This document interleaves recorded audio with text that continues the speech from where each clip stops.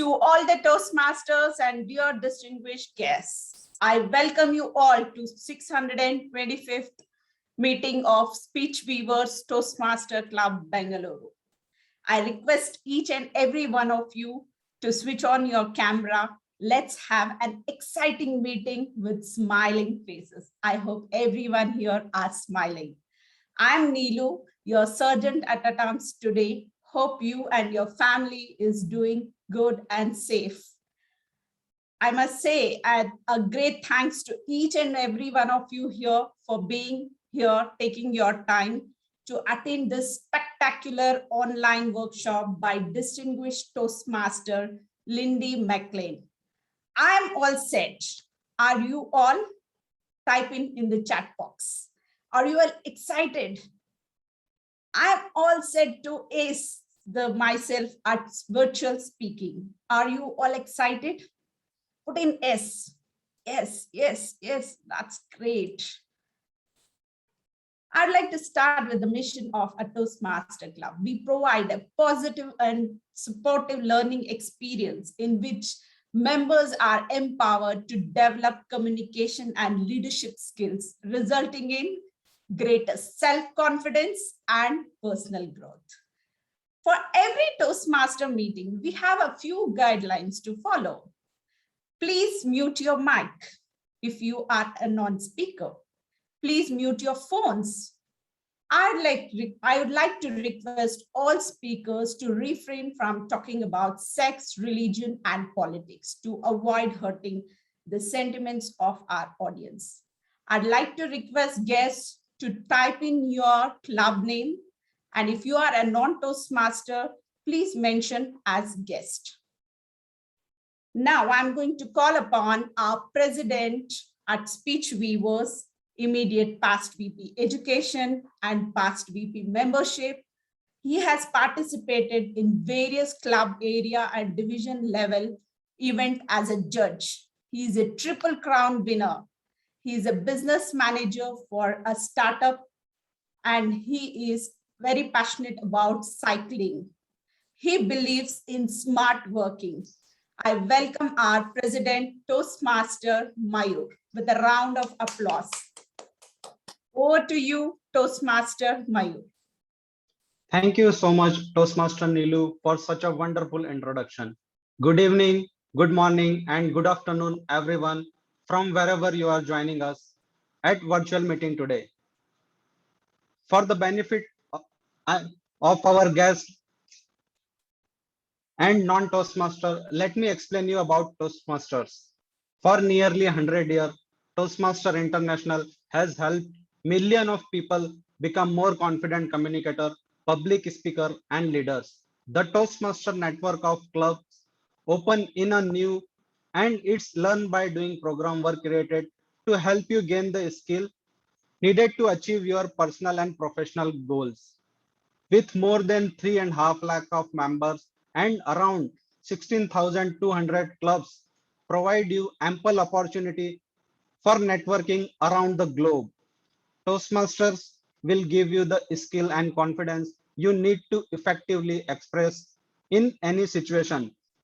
Whether you are a tenured manager, student, young professional, or someone looking to advance their career, or someone hoping to make an impact in your community, Toastmaster is the most efficient, supportive, enjoyable, and affordable way of gaining great communication skills.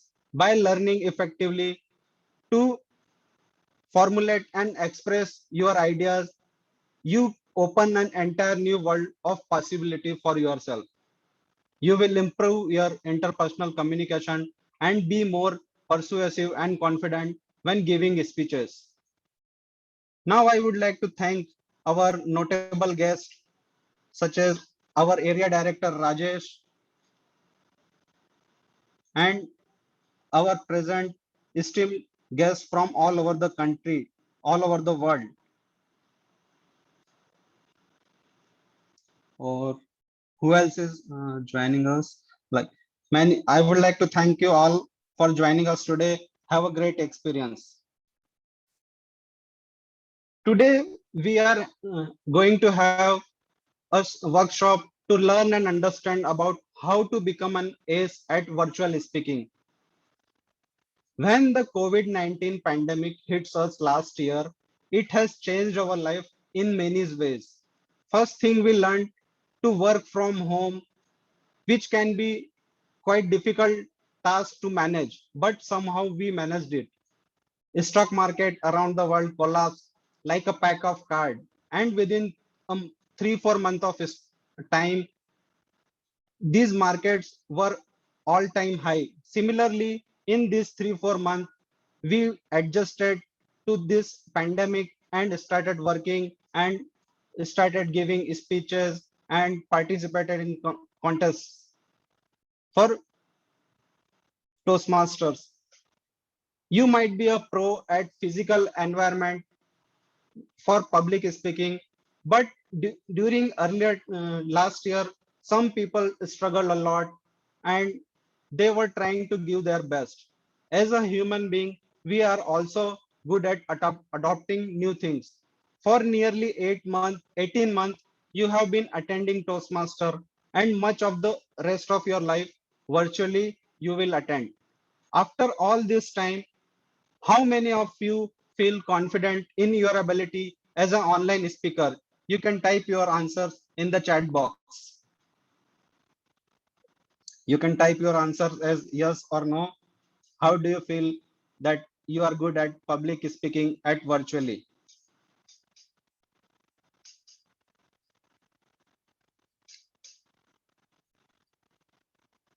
I don't see any responses. Please type in your answer, guys. Yes, you guys are, some people are surviving, some people are making a huge impact. Okay, chat moderator is saying I feel good. There's some Kavita is saying she's trying hard. Thank you for guys for your wonderful responses. With the pandemic going to continue and the shape of doing business in the world shifting, online presentation is going here to stay. So why not become a master of the online speaking environment while we are here? Tell me, what are the other benefits of virtual meeting? You can type your answers in the chat box.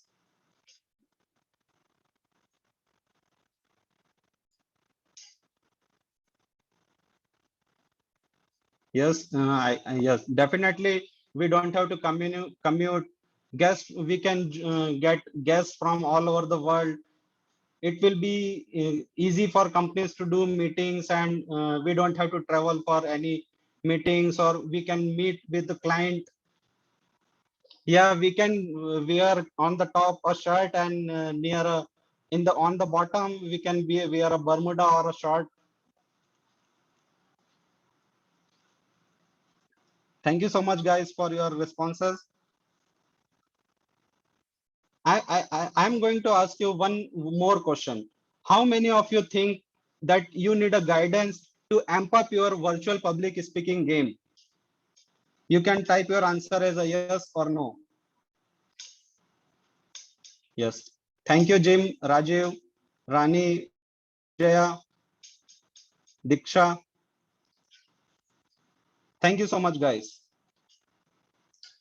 As we have a new medium to master, and from my personal experience, I did lot of things by myself to technically improve my virtual speaking thing using good camera, good light and angle so that you are exposed properly on the camera. I know many people who have improved their virtual speaking game and they have made history. So today's presenter began the 2020 International Speech Contest season with a vision of standing on the big stage in Paris, delivering her contest speech to 1,000 people. She had no idea the world turn would take, shifting the contest online. She couldn't have imagined that her final speech would be attended by tens of thousands of people around the world. And she didn't know that in the process of reaching third place in the World Championship of Public Speaking, She would also become an expert in effective online speaking. She is here to teach us practical tips and mindset shift that can help you land your message when speaking online every time. Please welcome our keynote speaker for the day, distinguished Toastmaster Lindy MacLaine from District 32 in the United States of Washington, from the city Sikkim, with her presentation titled How to Become an Ace at Virtual Speaking. Please welcome our keynote speaker, Lindy MacLaine. Over to you, Lindy. Thank you so much, Toastmaster Mayur, fellow Toastmasters, and guests from wherever you are from. I'm so glad you're here today. And even after 18 months, I'm so glad that you're still looking for even more tips to get good at speaking virtually. When the world pandemic hit, the face of public speaking was forever changed. Virtual speaking is here to stay. Now, of course, you miss your live audience. Me too. And God willing, you'll have it back very soon. But virtual speaking is not going away. Why? Well, some of the things that you already noted in the chat, the convenience factor, my goodness. And you can reach people from around the world. And speaking on camera allows the potential for building intimacy and powerful connection in a way that speaking in person does not match, which means that your ability to inspire, to persuade, to entertain is that much more powerful on camera. In this new world of virtual speaking, those who know how to manage this ability to connect intimately will stand head and shoulders above the rest. That's what we're after today, to help you become an ace at virtual speaking. And for anyone who's not familiar with that English expression, it means to excel at something. I'd like to start out with a poll. Aakash is going to launch a poll to ask you the question, what do you find most frustrating about speaking online? And if you just take a minute to answer that, we'll find out what you all think.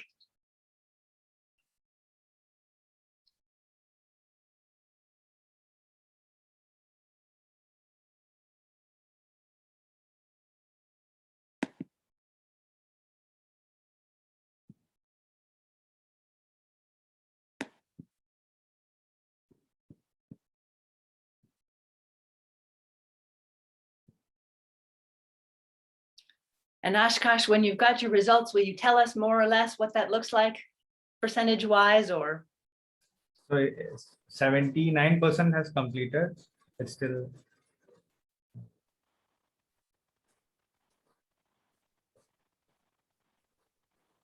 Should be okay. So it's still moving. So now it came to 85%. Just 13% more.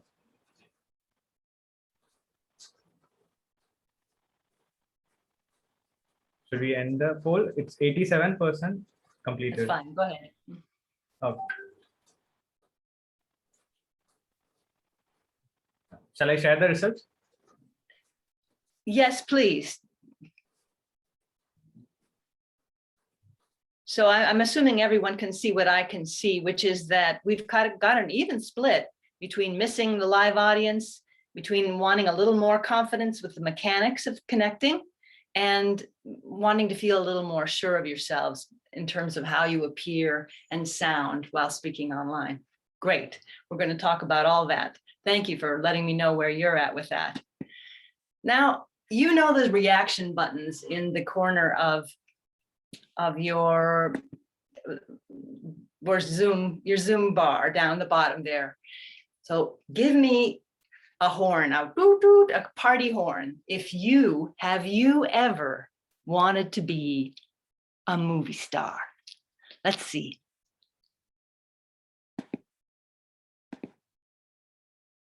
Do you know what I mean by the party horn? Oh, there it is. Here we go. Can you see? Oh, there, I got some party horns. Yes, I have some people who wanted to be movie stars. Well, I should hope so. As Toastmasters, that seems pretty normal. Honestly, I asked that question because really, in a way, now is your chance. You see, working on camera, even on a computer, is really like being a movie star. And we'll talk some more about what that is like. I want you to feel free throughout this presentation to use those reaction buttons in any way that you wish so that you can participate silently. That's wonderful. Today, the ACE actually is an acronym. So A stands for authenticity.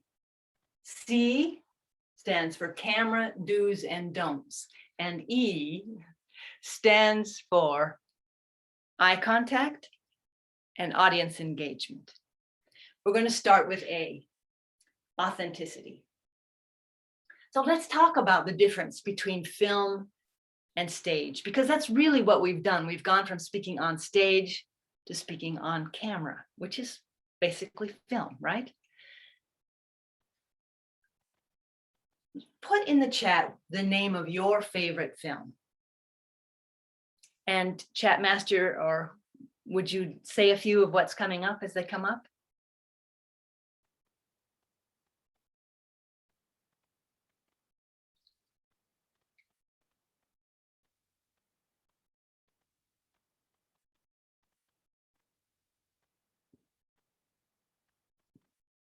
The Green Mile, there's one I know. Okay, so that given that is, who said Green Mile? Oops, we changed from that already. Was that Aakash? There is Anupama. There are multiple persons. Okay, so tell me, all right, now, when you think about that film that you love, why do you love it? Go ahead and chat your answers. Why do you love your film? And why do you think we love films in general? Jim says emotion.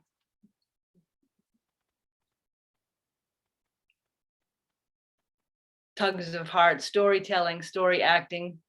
Tango, yes, okay. Being able to enter into another life, you can relate. Wonderful. Really, you know, I believe it's the emotional journey. It's a chance to voyage outside of ourselves into another world and to exercise our emotions in a way that they doesn't happen necessarily every day. It's really a joy to have that happen. And how do we make that emotional connection? We feel intimately connected with the main character.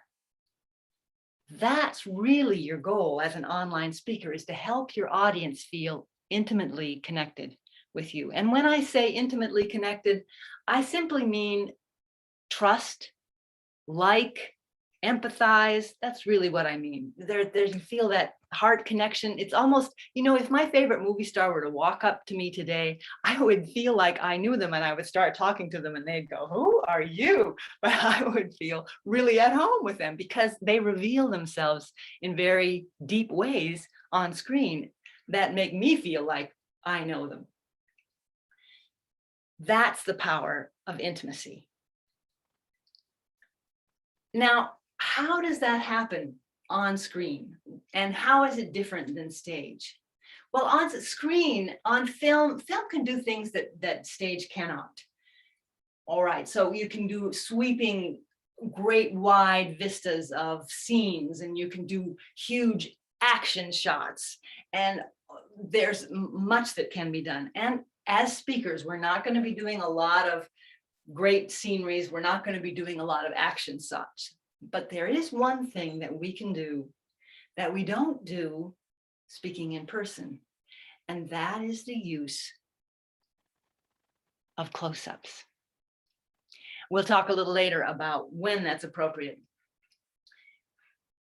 The way you deliver your speech on camera is different than on stage. On stage, there's a largeness, you know, when people of champions of all sizes, of course, have one But so it's not about physical size, but you will agree, I'm sure, that when a champion has spoken and you've watched their video online or in person or whatever way you got to see that winning speech, that they have charisma, right? They have great big energy. They bring that energy to the stage. So there is that kind of bigness, right? Largeness.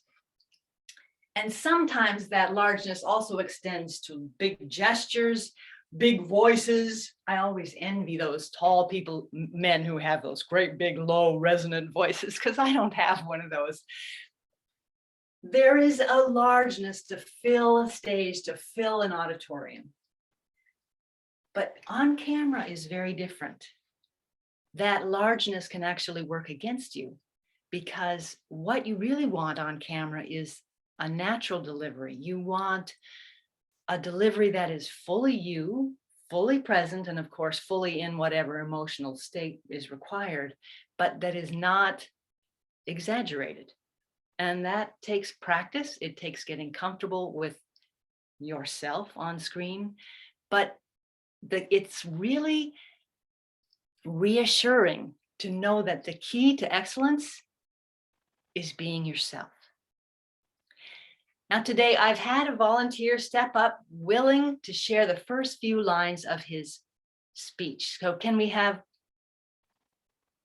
I'm going to say your name wrong, so I don't even want to do it. Subhdeep, right?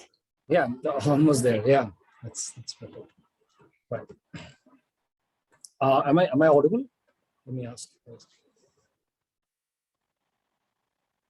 Am I audible? Let me ask once again. Yes, yes. Okay, fair enough. Life throws so many challenges towards us, and it's up to us if we want to keep ducking those challenges or knock them out of the park. Fellow Toastmasters and my dear guests, throughout this journey called life, we come into so many difficult situations, and this is the way life teaches us to learn and grow. Go ahead and stop, Subhdeep. Thank you. No problem.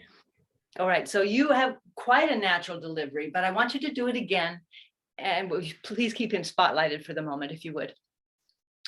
So Subhdeep, if you will do it again and just speak to me, or if there's a face in the audience that you know, like, and trust, use that face.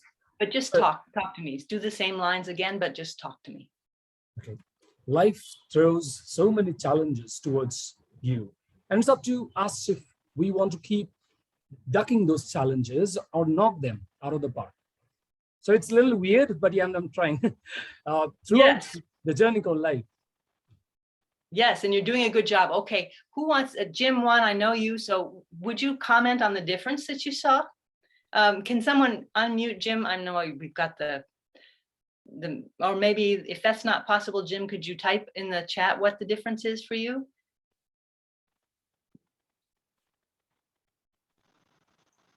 Aakash, can you unmute him?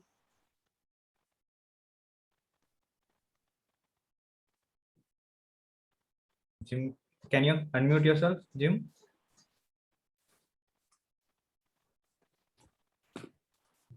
Yeah. I felt it was more personable, like he was talking to me, like it was him and me. Perfect. And the first time he was moving, he was very busy. Great, great. So that's perfect, Jim. The power of connecting is far more simple on camera. And as we've learned to speak in Toastmasters, we learn a performance style, and there's absolutely nothing wrong with it, and it's just right for stage.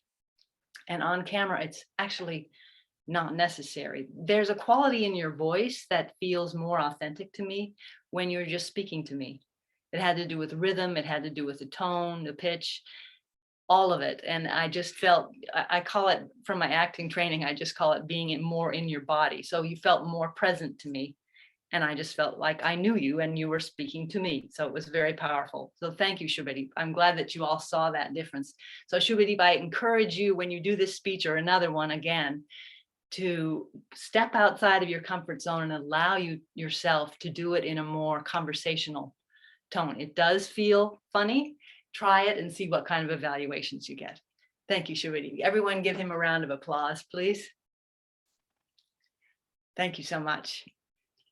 So when it comes to authenticity, there is the aspect of delivery, and we just talked about that. There's also the aspect of content, because in order to bring your engaging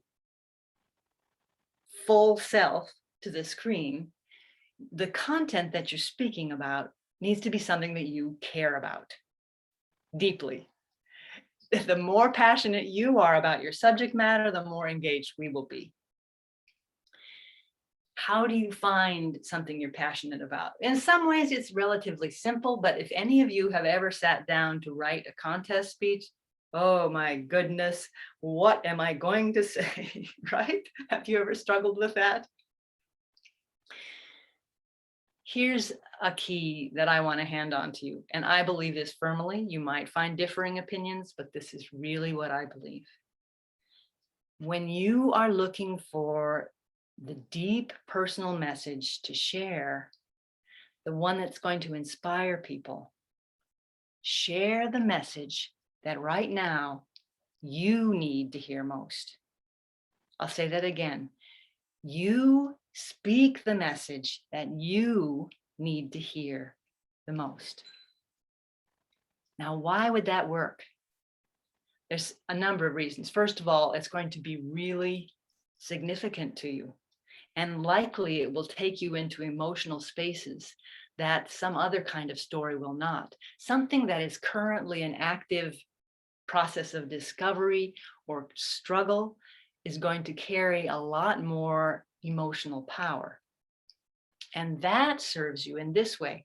As you know, for any speech, and certainly for a contest speech, you have to practice again and again and again. And the more times you repeat it, it can start to sound rote, right? It starts to sound the same every time because you use a certain, you say each sentence a certain way, and you do that the same way each time. And so it starts to have a rehearsed sound to it. That is something to work against. And really the key comes down to vocal variety. When someone is speaking naturally, you can hear the difference. You heard the difference with Subhdeep's speech. If you're listening to a movie and you aren't watching it, you'll be able to hear whether the actor is any good or not. Because if they're good, they'll sound just like they're in the next room and they're just speaking to you. If they sound like they're reciting a line, they're not quite as good. No offense to anybody, but so, and that key has to do with not just where your voice goes, but the speed. When you're speaking for the first time, there are pauses in places while you think, pauses while you reach for the words, pauses, it's just a funny rhythm. It's not necessarily smooth. So how does this apply to when you're learning your speech? You want to take a step beyond memorizing and go to internalizing. Now, that's something I've heard Darren LaCroix say, but what I mean is you've said it enough times so that you're not thinking about it anymore. It's really almost in your body. And when it becomes that familiar that you don't have to think about it anymore, then you're free to say it in different ways.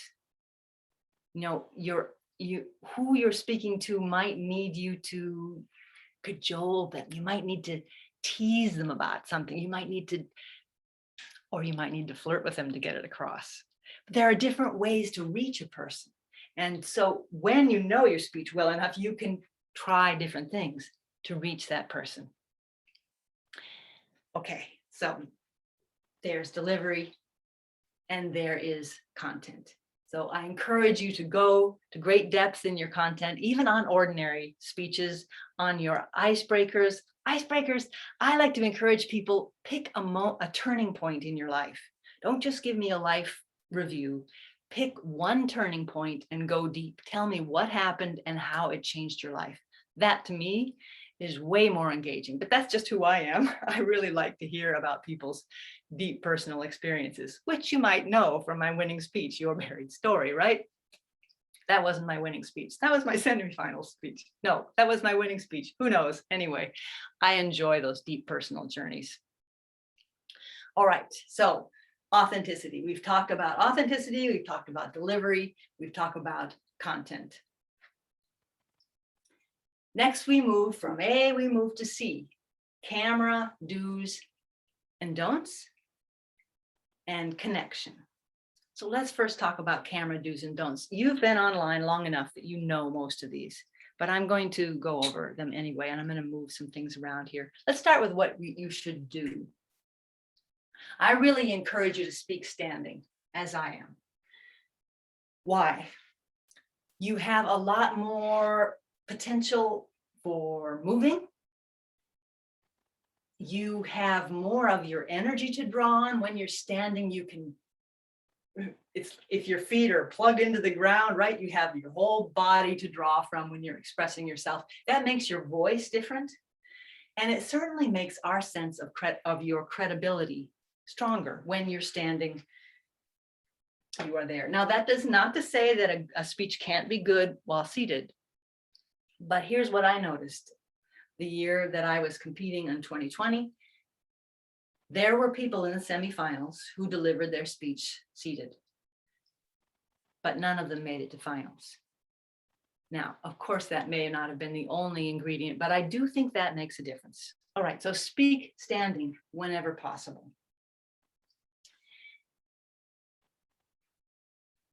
You want to make sure that your camera is up at your eye level. That little green dot should be basically at the same altitude as your eyes. Now, how do you do that? I'm working on a laptop. The way that you do that, I have at my desk, I have 2 Amazon boxes, I have a book, and then I have my laptop on top of that, because that's how tall I am and that's what I need. So you want to raise the camera up to eye level. You want to use your space. Okay, you don't have a huge stage, right? But you do have some. And you know some of the ways that we use a stage in Toastmasters. For instance, storytelling. We start at our stage right, the audience's left, because our eyes in many cultures, not all, track left to right. And maybe in cultures where reading is the other way, it's reversed. I'm not sure, I don't know. I read left to right. So you start at the beginning and something happens. And then you go to the middle and something else happens. And then you go to the end and something else happens, right? And you usually try to close center stage. So you can do the same thing online. You see, I have enough room to have different scenarios happen in different places. By standing, I also have the freedom to do dialogue. I can speak one character, or speak somebody else, and I can do that where it's much harder to do seated. So that provides that ability to bring scenes to life in a whole different way. Use your space. Close-ups, we talked about. Now, why do you use a close-up? You don't want to spend the whole time close-up, but close-ups are perfect for asides. If something is happening and then you want to tell the audience something, that's an aside. It's really good for confessions or secrets. Also, evocative questions. If I want to ask you something personal, I'm going to come up here. What do you think? So that is a very powerful tool for intimacy. You don't want to overuse it, but by using it some, you bring in some real power. Okay. So speak standing, raise your camera to the eye level, use your space, use close-ups. And if you are not spotlighted now, Zoom keeps evolving, and now we often are spotlighted as they're doing me. But before that was happening in my meetings, I learned that it helped me to pin my own image. Why? Not because I like looking at myself, But it is good to get used to looking at yourself because it helps deal with that whole nervous thing. You know, you are who you are, and we all are critical of ourselves. So just get used to it, right? The rest of us love you, so you might as well start to get used to yourself as well. I can, by having myself on the screen, I'm not actually looking at myself, but I can make sure that I'm not wandering out of frame, and that's helpful. And also the other reason, again, it won't happen here because we have such wonderful technical people running this show, but I'm sure that you've been in a meeting where someone has been speaking and then suddenly someone else is on the screen, whether they've made a noise, they're unmuted or whatever. I call those Zoom, I forget what I call them, but they're this sort of random takeovers. And when you're speaking and that happens, it throws you way off, right? So if you've pinned your own image, at least you're not going to get thrown. What you're looking at is going to stay constant. So that's something that I do when I'm not spotlighted. All right, let's talk about some of the don'ts. Okay, camera too low. Okay, this is when someone has their camera on the desk and they're standing up maybe, but they're looking down at the camera. And even though they might be looking at the right place for eye contact, it doesn't feel like eye contact. Also, it's very unattractive. Either we're looking up your nose or we're looking at some other, we're not seeing you very in your best view. Okay, so that's one way. Another thing is having the camera too high. And this happens when someone has a large desktop. This is what you see. You see a little head and then you see a lot of screen space. Now, solving that problem generally means a higher chair or speaking standing up, because you really want to frame yourself for the most part so that you use all of the screen, so that you are filling the screen, not just so that you're using part of it, because this is what I call wasted space. Now, if you're moving back, obviously you can't control that. You can stand on your tiptoes if you want, but for the most part, you want to fill the screen of your viewer so that you are taking their attention. Camera too high, camera too low. I don't have a window that's got light in it right now, but you've seen people with light source behind them. It shadows their face, right? It really, well, my computer is trying to adjust, but that doesn't work. And of course that happens in people's setup because their table is in front of a window and they just do it with the window behind them, but it really does not work very well on camera. And then of course the face being shadowed where their light is uneven. That's not too bad, but sometimes you get it so it's kind of dark on one side, and that we want to be able to see your wonderful face. That's how we're tracking what's going on, is your expressions, your eyes. So we want to see your full face. Those are some of the biggest errors that I see. Now let's talk in the terms of stage and film. You know, stage has lights, it has a set, it has costumes, it has makeup, and actually all of those, as you probably know, after 18 months online, most of those transfer. Lighting, again, I'm sure many of you know this now. I was worried coming today. I thought these people probably know all this, so hopefully you're getting some things that you don't. But the light sources you want to be in front of you and actually a little bit behind your computer, or at least right to the side. I mean, you can check and set things up. You have to play with it. But you want to get as even a light as you can. You want to make sure that you can see all your features. Lights, the set. There's these things called virtual backgrounds, which many of you are using. And my computer, I still need to get one that will let me do that. But virtual backgrounds aren't allowed at the upper levels of the contest. And I personally think that at least when you're speaking, not using a virtual background, if it's possible, is preferable. Let me talk about my background here. because you need to get a background that sets you off. In other words, that you can be seen against, but also that isn't really distracting, because some virtual backgrounds have that effect. Someone the other day was speaking somewhere I was with a picture of a kitten lying on its back right here. And all I could do was look at the kitten instead of what this person was saying. It was distracting, you know, it was cute, but it was distracting.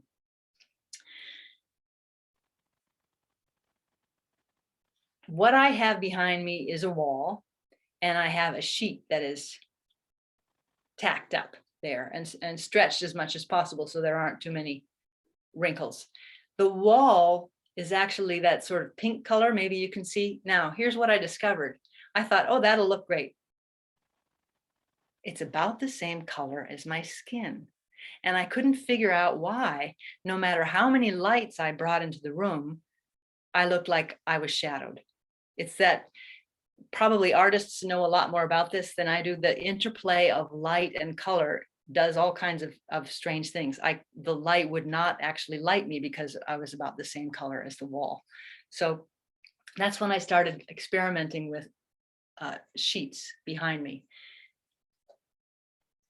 Color temperature, yes. I tried a dark red first because, oh, I like red, that color. And I loved the color, but it had the opposite problem. The lights reflected off of it. And I looked like I had, you know, I looked like this all the time. So I got rid of that. Then I tried a different color, blue. That was okay, but not quite right. Then I got this one. It's a work that evolves, and that can happen for you too. You just keep trying things until you find something that you like, and you can keep trying more things after that as well. So how many of you are happy with the space that you have to speak in? How about give me a thumbs up if you like the virtual space that you've set up? Let me go to gallery view so I can see you all. Not seeing too many. Oh, few. All right, good. So, and you may or may not have had to work on that to get what you like. Now, I know that everyone's space has limitations, and you don't always have the luxury of a wall behind you. So here's some of the things I've seen people do instead. I've seen people hang curtains or find a way to hang a sheet suspended without a wall behind it, and again pulling it taut as much as possible so that it's not got funny wrinkles right where we're trying to see you. I've seen people set up a screen, you know, a wooden screen or rice paper screen, so that they have a solid background behind them. Now, why is a solid background? Solid background is especially helpful when you're speaking as a speaker. If you are a coach, or you have a brand, then your certain setup, maybe it actually works really well with who you are and your message and all that. It's probably really well thought through. But in Toastmasters, where our messages vary, we simply don't want to give a person a reason to be distracted. Look, this is another error I see sometimes, is just too much going on behind a person. And it's not bad looking. That's a nice art quilt on the wall, but it's more interesting than my face. You'll be looking at it and admiring it in no time. And as far as doors behind you, every time I see a door behind someone, I think, I wonder where that door goes. You know, you just never know what your mind is going to do. And so you don't want to give people's random minds a reason to get random on you. You want them to be watching you. So that's the point of that. Now let's talk about costumes, or what you're wearing. You know, in Toastmasters, to put on your Toastmasters regalia. I learned something the first time I went to semifinals a couple of years ago. I was advised to wear a suit, and I did. I shop for a suit and it was fine. But when I saw pictures of myself afterwards, I thought, you know what? That suit is dimming my light. And that's a strange way to say it, but that's really what I felt like, that it wasn't helping me to be me, to appear as myself.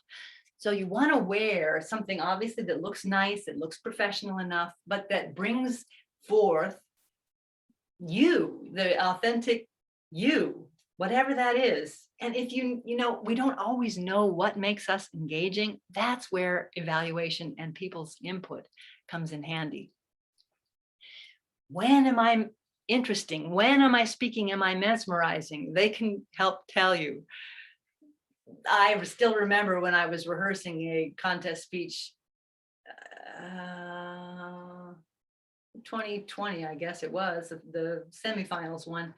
A club member told me, you are most fascinating when you are singing and dancing. I was like, really? Oh, okay. Well, then let me sing and dance. So I did.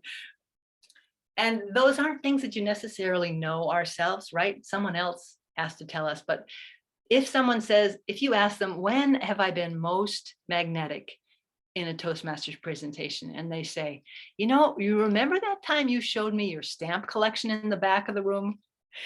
If that was when you were most magnetic, you need to talk about your stamp collection. Okay, so pay attention to how people respond to you and when they find you dynamic. Now, as far as women and clothing, here's something to be cautious of. We get taught to adorn ourselves. Just the same as having a background that's too distracting, earrings and necklace and other jewelry can do the same thing. They can pull the eye away from eyes and to admiring your jewelry. You don't want to do that. So actually, it's on camera is a time to actually not wear those attractive pieces that you might wear otherwise. And in live, they actually discourage the use of necklaces and things because of clipping on mics and it can make noise. So that may not be different. But earrings, again, I don't wear them for the same reason. It's simply an extra distraction. Makeup. Now, why would I talk about makeup when there are men present? Because it can actually apply to you too. Bright lights flatten the face.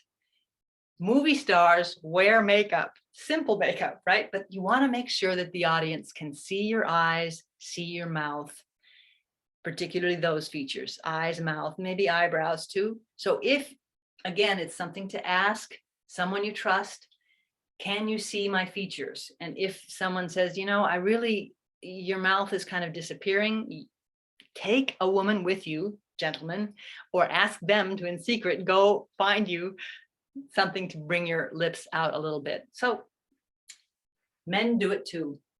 And of course, you want to do it in a way that works for you, and you may not need to do it at all, but I'm just putting it out there as a possibility. All right, so that's camera. So we talked about authenticity.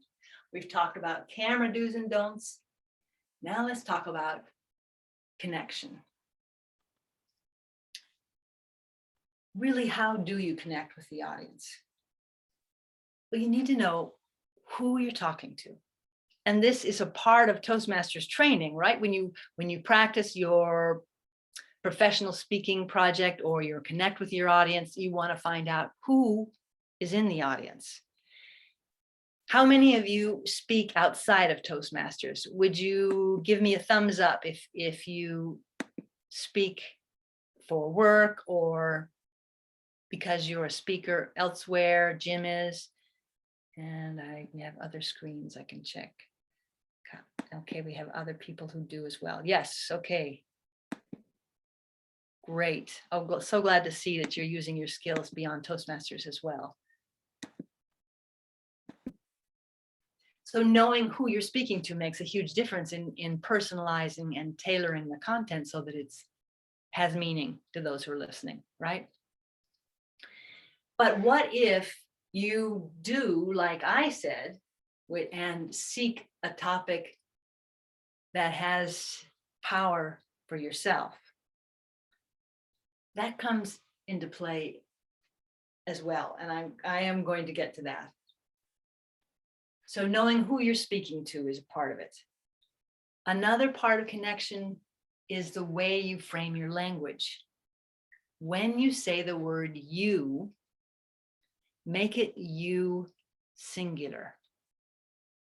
Really, the nature of speaking on camera, when you're speaking live, you are one to many. You've got a whole, no matter what size of room, you have a room full of people listening to you.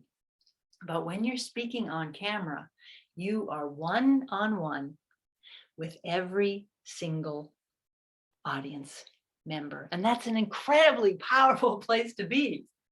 So as you speak, as you write your language, write it as you're speaking to one person, not how many of you, which I've probably done, but it's better to say, do you, or how about you, so that you're speaking to one person.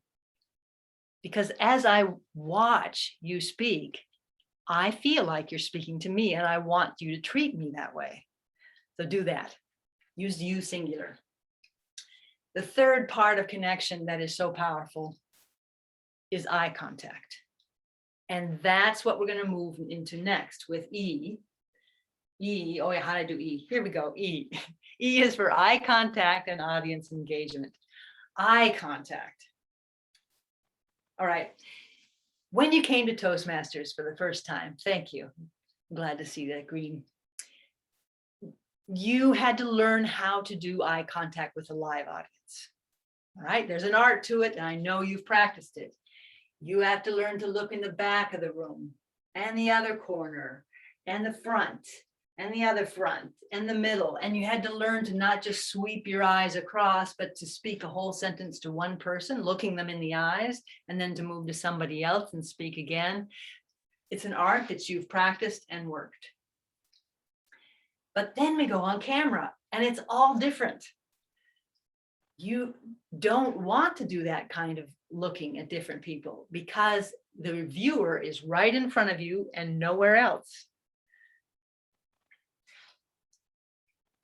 As speakers, there are things that we want to do, even on camera, and I'm going to talk about some of them here.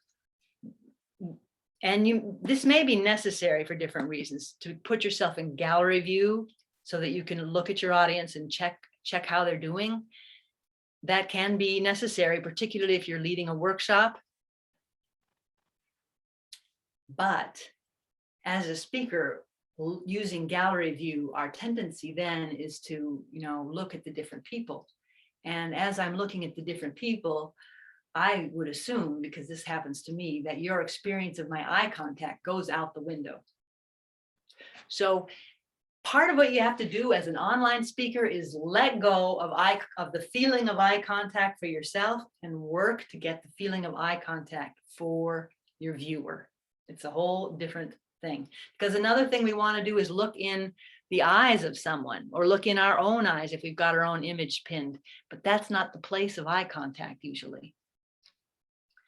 The other mistake I see is people reading from the screen. Now, there are people who can do it well and subtly so that it's high enough that that actually works.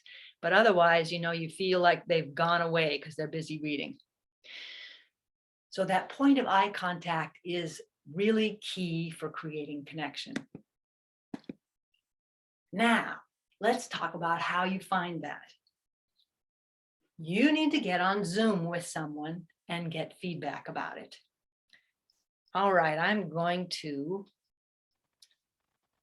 Vandana. Can somebody spotlight Vandana for me?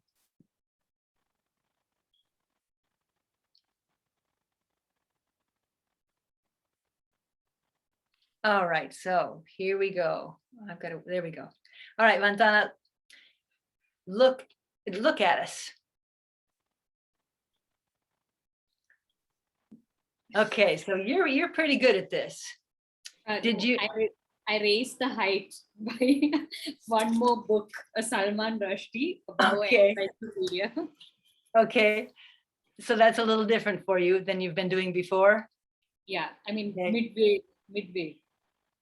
Yeah, okay, and even so, there you go. So your eyes are going down to look at me, right? And then coming back up. That's what you're doing? Great, because that's exactly it. You recognize that that point of eye contact is not in my face. So tell me, where are you looking? Is it exactly at the camera or is it somewhere else? Is it a little bit? Camera, but it's so difficult because I'm hearing your voice from somewhere else. So Yeah. It's difficult to just look at something that Focus. does not look like a person. Exactly, right. But well done, very well done. Let's try somebody else. Thank you, Vandana. Let's see, who else can we pick on here? Can someone highlight Chloe Kaur for me? She's a guest. Oh, that might not be fair. Chloe, do you mind? I don't want to put you on the spot if you'd rather not.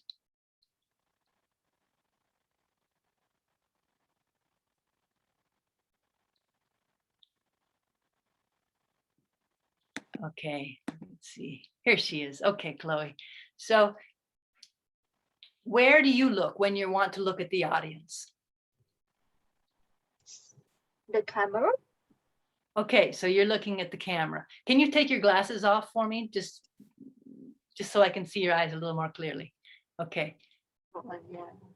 All right, there you go. So audience members, do you feel like she's looking at you? Put your thumbs up if you think so. If not, type in the chat what you want her to do differently. I feel like, okay, keep looking there. I feel like that point is just a little bit high, like maybe an inch. Try looking just about an inch lower.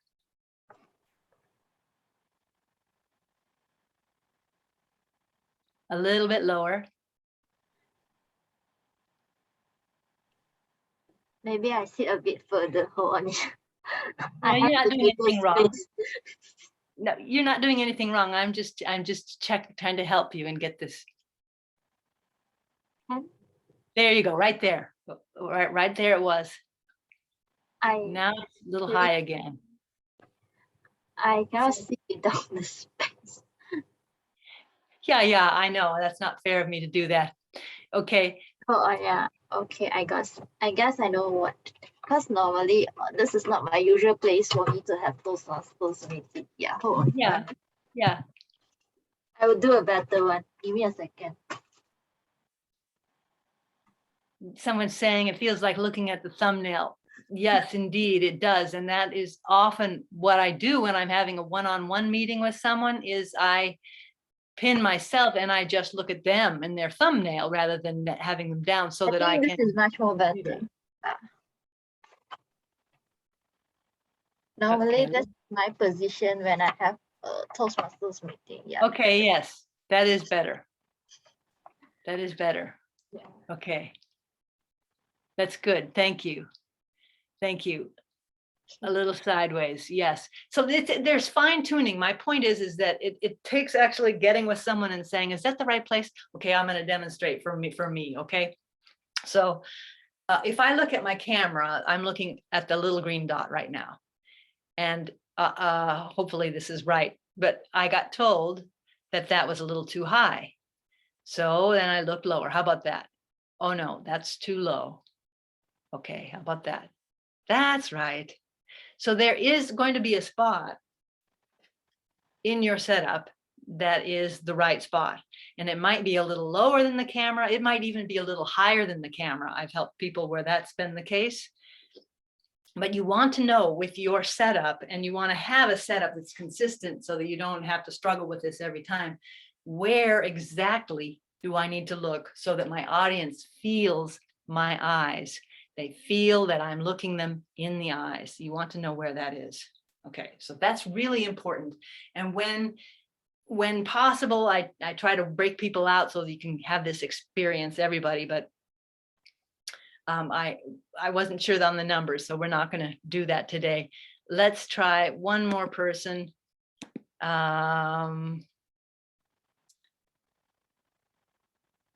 Let's see, who can I pick on here?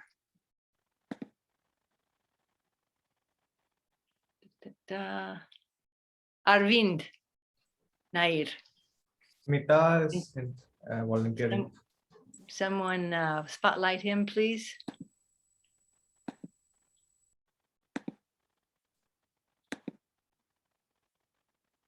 Oh, Smita, okay.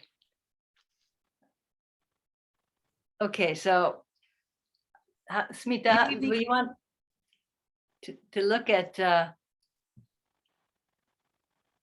Good evening, Lindy. yes, good evening. Thank you for being here. All right, so now, so you are looking too low. So I'm trying to see through your glasses. Can you take your glasses off for a minute? I know that that's not, might not be able to see very well. Okay. Where should I look? I didn't get it completely. Should Yeah. I be looking at you? Should I be looking at the camera? No. Should I be Try placing- looking at the camera. Try at the camera and let's see whether that works. Is this better? Should I place my laptop higher? Possibly. Okay. There's a little shadow around your eyes, so I'm not seeing completely clearly, and so that I might not get it right. But A whole lot of dark circles. Okay. there. Okay, that's better. That's better. Now open your eyes and look at me. There you go. There you go. Okay, there you go. All right. So now I have the feeling that you're looking at me. Wherever that is, that's the spot. Ta-da! Bravo. Thank you so much. But I can't feel the connection like this because I'm not looking at anybody. I'm looking at, Right. one Right. thing. Exactly. Right. Thank you. Yes, and that is exactly what I mean, is that instead of going for your own sense of eye contact, you need to use your imagination and go for your audience's sense of eye contact. My biggest tip around here is very simple. And when I first heard it, I thought it sounded really silly to get a little picture of someone that you know, like, and trust, to shrink it down to, an inch by an inch, put a piece of blue painter's tape on it and stick it on that spot. And if the spot is above your camera, then use a popsicle stick behind or something. Now, what is the point of having a picture? Even a two-dimensional picture of a human being will evoke something different in you than a little green light does, believe me. Now, I just showed you Judy. Judy, I practiced with for hours on my contest speech, and she's my friend, and I trust her. And so I speak to her. I, of course, know that you're there and I'm speaking to you, but having the image of one person and speaking to that one person is going to make all the difference for you. Now, in terms of who to choose, I had someone say, oh, well, I get nervous when someone I know is watching me, so I'm picking a face that I don't know, from a catalog. I still haven't decided whether that works or not.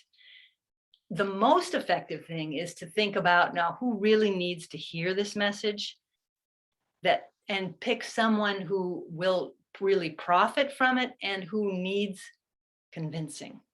Because this is the other thing about eye contact and speaking online is that, thank you, I know I'm at time, I will try to get wrapped up, thank you. There is a tension when you're speaking with someone and trying to persuade them, you have to actively work to persuade them. And so lots of times, if you're speaking a message that you need to hear, the picture may actually be of yourself, might be of yourself at a younger stage in your life. And if you could only get this message across to him or her, think how much pain you would save them. So whoever's picture it is, whether it's of you, whether it's of someone else, have one picture, speak to that one picture, and that will really help your audience's sense of you being connected. It's not the same as speaking live. You don't have the same kind of immediate feedback.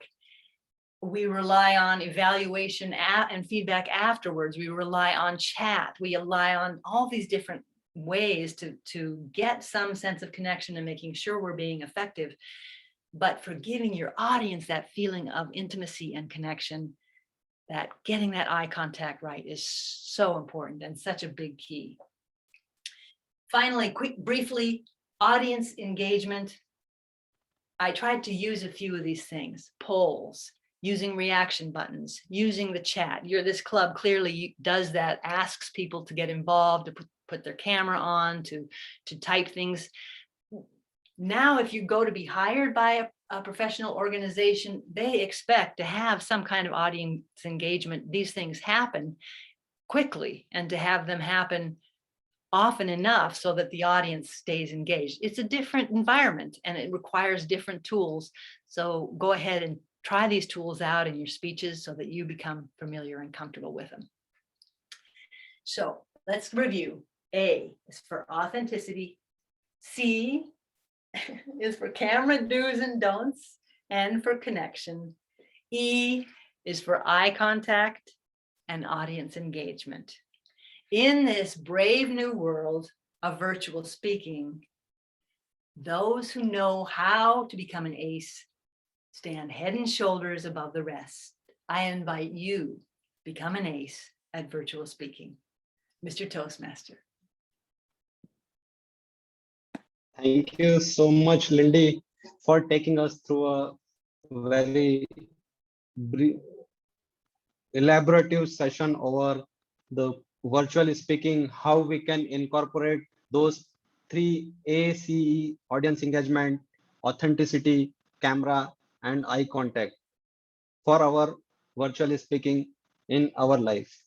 So I would like to ask our audience, how did you find the session and what are your takeaways? You can type your answers in the chat box. And what are the one thing you will definitely going to implement in your virtual speaking immediately, like eye contact, or what you want to implement one of the thing?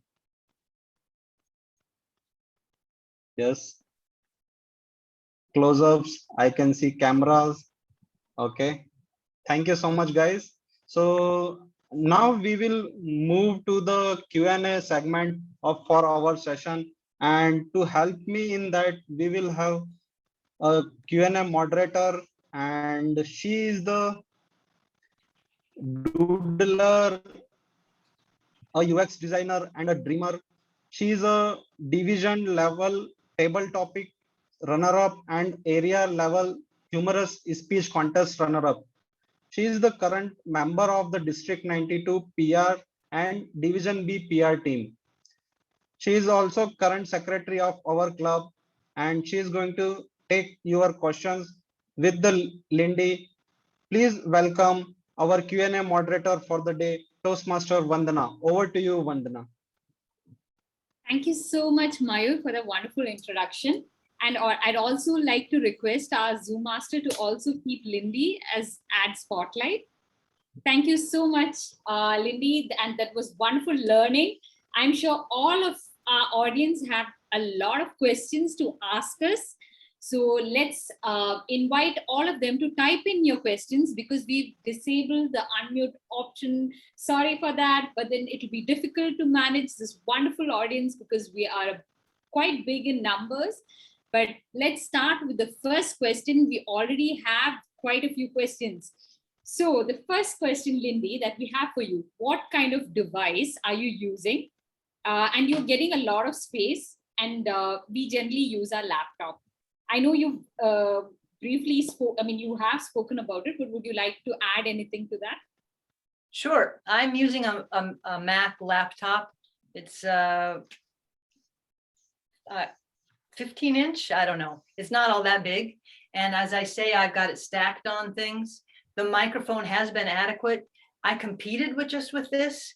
I had sort of a dual thing going on, and it didn't really make sense, but in my heart, I really want the contest to be something that anyone, anywhere can do, and not that you have to afford a lot of special equipment to do. And the truth is I'm a privileged white American, and so nothing that I did was going to change that. But so I didn't buy special microphones, and I didn't buy special lights. I used a lot of floor lamps and taking the shades off, and did everything that I could do just with what I had from my own sense of values at that time. But what is good to know is that it was adequate.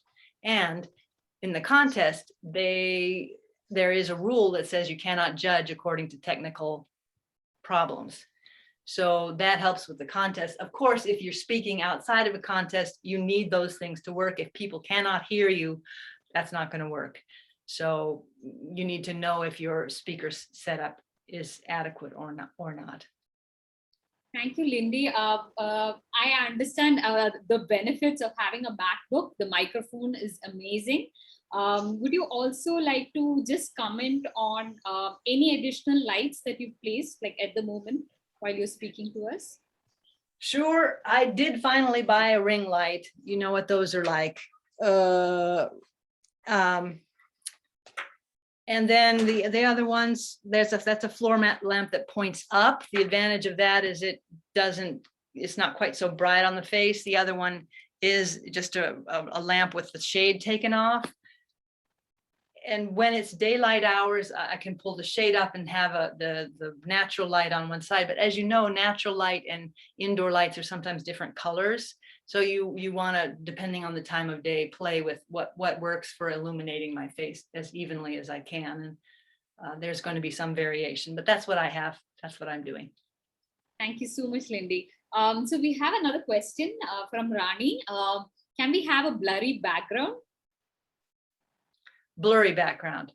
Can you, I'm not sure I know. Okay, so to add to that, Zoom has a feature where you can choose to blur out your background. So what you see behind can be blurred out. Would you suggest that? I don't know about that feature. I guess really the point of backgrounds is that it sets you off enough that you can be seen. So you're not blending into the background like my skin was with the pink wall, but that it's not distracting. So if your virtual or blurred background does those things for you, then that's really perfect. So I encourage you to, next time you're speaking, to ask your evaluator to tell you about the background and whether it's a distraction and whether it's working for you. Yeah, thank you so much, because blurred background may work for some people and may not, probably. It's subjective. So we have a question from Vinita. Should we memorize our speech? I think this is a really personal choice. I am a writer first and a speaker second. I do not like table topics because I don't feel very articulate on my feet. I tend to and ah. You got more ums and ahs today because this whole thing is not memorized. When I get to choose my words, then I know there aren't going to be verbal pauses. So I generally do write out my speeches and memorize them. That doesn't work for everyone. I have club members who do better outlining and then speaking from the hip, who do better without writing it out because they sound more natural. And that is an advantage. If you are going to memorize, as I say, what actually helped me, because I got that feedback at some point in my rehearsal process that I was starting to sound rote. And what helped me, having the image helped, but it also helped me to start to say the sentences a little differently. I randomly put in a stop or went a little faster here and then slowed down. Even if it didn't make sense inside me, the response I got was that it sounded more natural. So you can just start playing with what you do when you know it well enough. That's why I go beyond, if possible, go beyond the memorizing to the internalizing. And why that's different is that memorizing, generally, I still have my eyes turned inside my head trying to remember what comes next, as opposed to where I could do it in my sleep because I know it that well. Thank you so much, Lindy. I think I was going to add the question of, how do you deal with it being too rehearsed? But you also answered that even before we asked. So thank you. The other question is, how do you actually internalize a speech? And that's an interesting question. We have Megha asking it from the audience. It's a repetition, doing it often enough, and in different environments, I think. How I like to memorize, learn, internalize is actually, I like to go outside to my yard and weed and work on sections, one section at a time. Work on the sections in different orders, not necessarily always from the beginning to the end, because otherwise, if you can start at a certain place in your speech and continue forward, that's an indication that you're going to feel more comfortable. If you blank out, you'll have a better chance of refocusing and going forward than if you only can remember it if you start at the top and go to the end. So I repeat it. And the point of weeding at the same time is I find that doing something kinesthetic, and surely this has to do with my learning style, but by doing something that's mindless and involves my body, then it kind of goes in a different way than if I'm just reading and saying. I'm doing something else. I don't know how the brain works, but somehow it seems to sort of get a little bit more embedded when there's an activity involved in addition. Thank you so much. So this is another interesting question. What's the right level of energy while delivering a speech? You've also spoken about this, but adding to that question, the person has also asked, some people find high energy levels great and entertaining, while others find it overbearing. What's the right level of energy while delivering a speech? I don't think there's one answer to that. It depends on what the speech is. It depends on the topic. It depends on who you are. It depends on who your audience is. But one thing I can tell you is that you need to vary the level. I recently saw someone who was very good. He spoke about a fascinating topic and we were all glued to the screen at the beginning, and his presentation was about 20 minutes long. And by the end, there were numbers of people who were multitasking, doing other things at the same time. And I think it had to do with, he had a very high energy level, but he kept it the high the whole time. And so there wasn't variety. And again, that's one of the places where close-ups can come in, because you have to step in and say something a little different tone of voice. So it's the variety that will keep your audience with you, whether it's high or low. You want to make some kind of combination. Thank you so much. I think it's very tricky because everyone has very low, they get distracted, multiple screens, you have your phone. So that was really useful. So we have something on, do you do impromptu improvisation? Probably in a prepared speech, you're at a risk of missing many parts of the speech. So can you share your experience? On impromptu speaking? In prepared speeches is what I've understood. Question comes from Vijay. Do you do impromptu improvisation?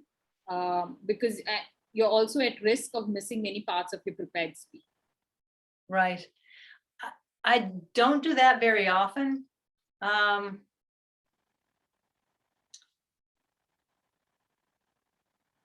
The times that it works for me to improvise, we don't deal with this very often in Toastmasters where there's someone else involved. Like an improvisation in theater involves more than one actor usually, and you're going after something and there's interaction. When there's interaction and there's somebody else and I can focus on them, then my speech usually works better. If I'm just myself and the audience, then words get hung up for me. So it's not, I don't have as easy a flow as some people do. I'll find myself reaching for words and I have to go, what is that word? Can you tell me what is it? I know what it means. So improvising, occasionally there's some brilliant flash that you'll have. Like, here's what I wish I had done in my 2018 semifinal speech. I was in a semifinal that had 11 people in it, and I drew number 11. I thought, oh, great, I'll be able to finish it out with a bang. Well, I got on stage and I could feel everyone was restless. They were ready to be done.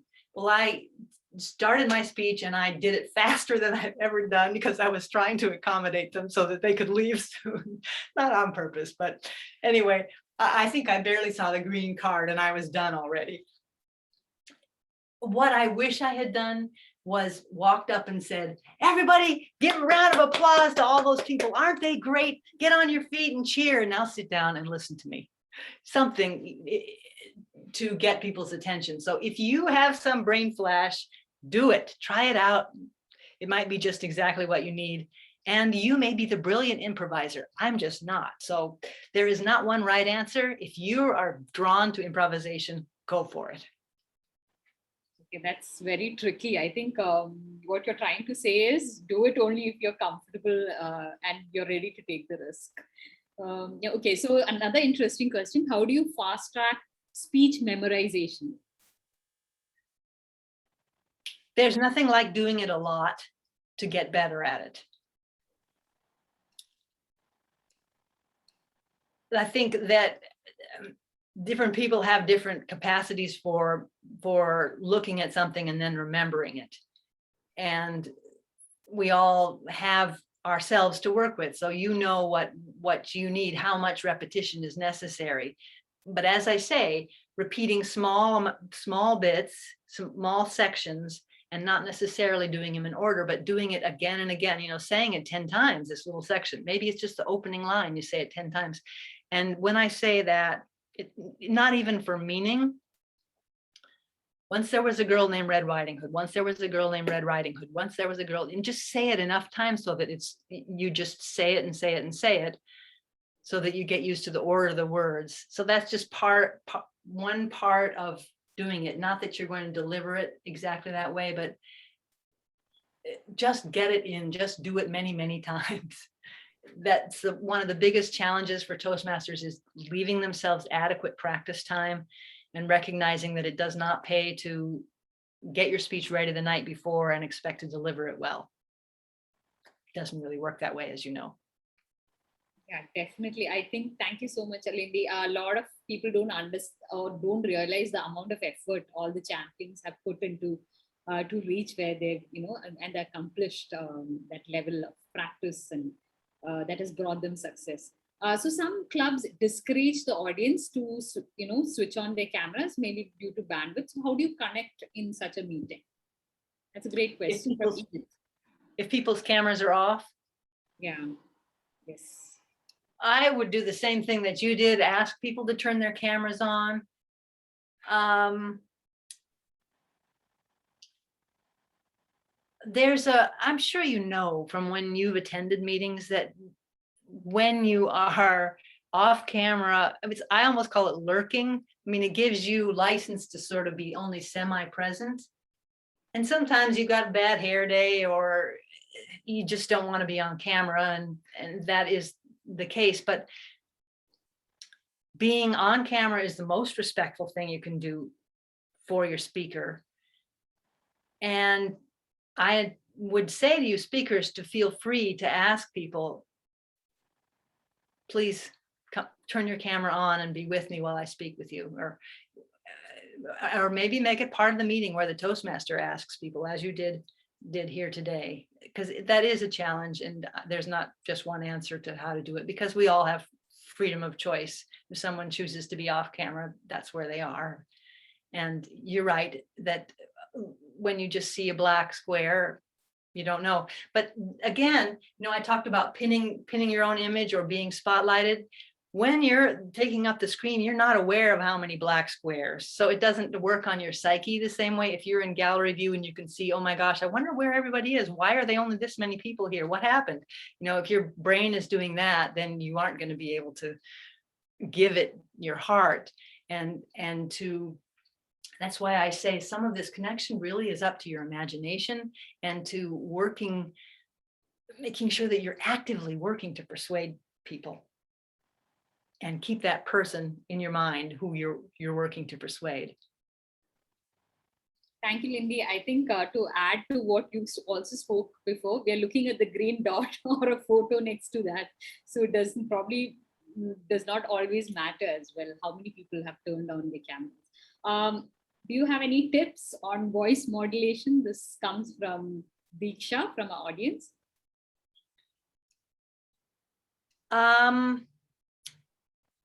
I'll say this. I used to think you had to be a man to win because you needed that resonance, you know, the ability to do a large range. And then I was in the audience in 2018 when we had 3 females place in the top 3. Boy, I was on my feet cheering and crying. It was such a wonderful moment. we are all only have the instrument that we have to work with. So perhaps you have a large range and perhaps you don't, but you can get loud and soft. You can change the speed at which you speak. You can add pauses. These are things that you can do even if your tonal range isn't really wide, but that's one of the advantages of doing, say, sound effects or something different than just your regular vocal tonality or singing. It takes it outside of your speech pattern so that that'll capture someone's attention. They'll be like, what happened? So feel free to just throw in other kinds of use of a voice as well. Thank you, Lindy. So a lot of people have been asking about Lindy's mic. So what she's shared with us is she uses a MacBook. She's tried external mics and it doesn't work for her, but the MacBook mic works best. That's what you shared, right, Lindy? That is what I'm using. I have used, I'm going to forget the name. It is called, oh, darn it. Blue Yeti. I've used one of those before. They're excellent microphones and they're so sensitive that if you're scratching your pants or something, you can hear it. So having a really good mic sometimes can work against you if it's picking up things that you don't want to have on the mic. And as I've heard many people say, making sure your audience can hear you is and understand you is key. And if that means getting a better microphone, definitely it's worthwhile investment. Okay, so very simple question. How to not be anxious? Simple. No, I don't think that's simple at all. But my answer to that is I'm anxious every time. The thing that helps me is the minute I can take my attention from me and put it on the audience. And again, this little tip that I gave you. So it put it on your little cutout person. If you're not looking at your real audience, you're looking at that person. Put it on them and think about what they're thinking and feeling and how you want them to come over to your side of the fence. Come on, you can do it. Come on. I said, come on. You know, you need to work to influence them. And as soon as you are actively working on influence them, your attention is no longer inside here and you aren't going to feel that same awful trembly dread in the stomach moving and everything else. But I say it's normal to feel anxious, and that energy can be harnessed to give you extra energy while you're speaking. And you just get used to you feel that way and you do it anyway. And once you start doing it again and again, you'll recognize that there's value that you're putting into the world by opening your mouth and speaking, even though you're afraid, that by sharing yourself, that you are giving the greatest gift that you can give to the world. So please don't hesitate. Share what's in your heart. Come forward and speak your own truth. That is a huge, huge gift. And when you are giving that, you're not going to be thinking about yourself anymore. I promise you. Thank you so much, Lindy. I think we've gotten some wonderful tips on, what kind of mic, what works, blurry backgrounds, sitting and standing and speaking, voice modulation, anxiousness. Do you have any closing comments? And then we can wrap up quickly. I just want to thank you all for coming, and I'm delighted that some of you shared in the chat specific things you're taking away. I know, as I said, that was my concern when I offered to present this. I thought, well, people have been online now for 18 months. They're going to know all this and then they're going to go to sleep. So I'm glad that you're walking away with something of value. It is a subtle art, and really, actors train for years to learn to be natural. It's one of those conundrums. It takes a lot of practice to learn to be natural in front of a camera. Fortunately, our camera is just a tiny dot. Can you imagine working in front of this big machine that's 18 inches from your face and trying to be normal? Never mind if you're not wearing very much. I cannot imagine. So it takes practice, but you can do it. And thank you for coming and learning a little bit more about how to do it. Thank you, Lindy. It was amazing. There are so many in the audience. Maybe people want to contest. You want to be speakers. You need to speak to your colleagues.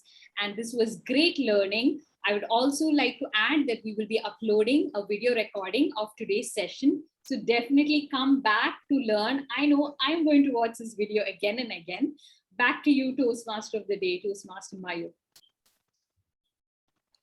Thank you so much, Vandana, for carrying out the Q&A session. I hope everybody's question get answered by Lindy.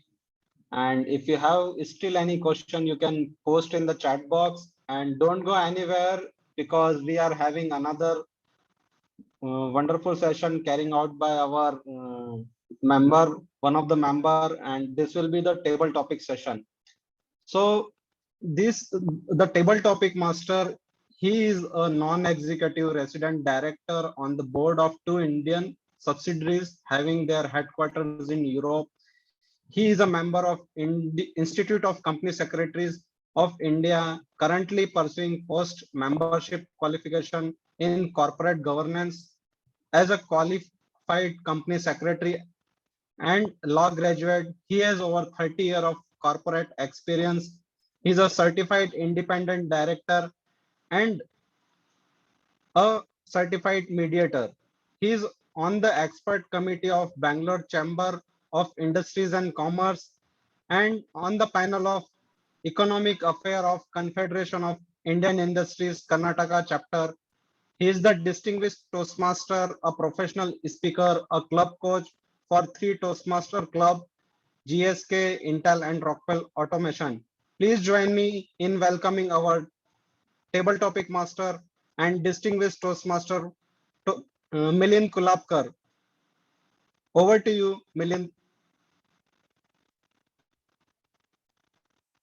We can't hear you, Milind. You are on mute.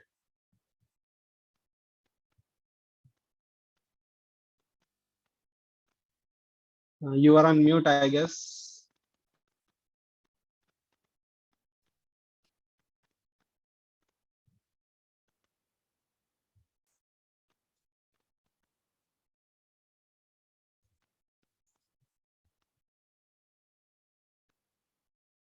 Okay, let's wait for him for a minute.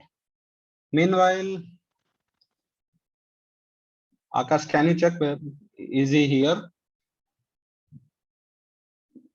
Hello. He suggested yeah, he's joined back. Okay. Can you hear me now? Yes.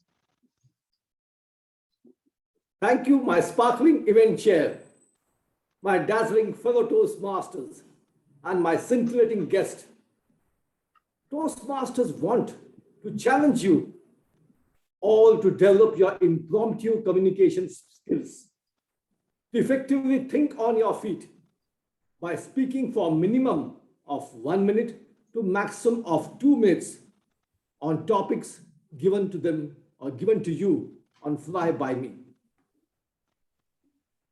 This opportunity is given to all of you attendees. You can volunteer by raising your hands. Why we call it table topic?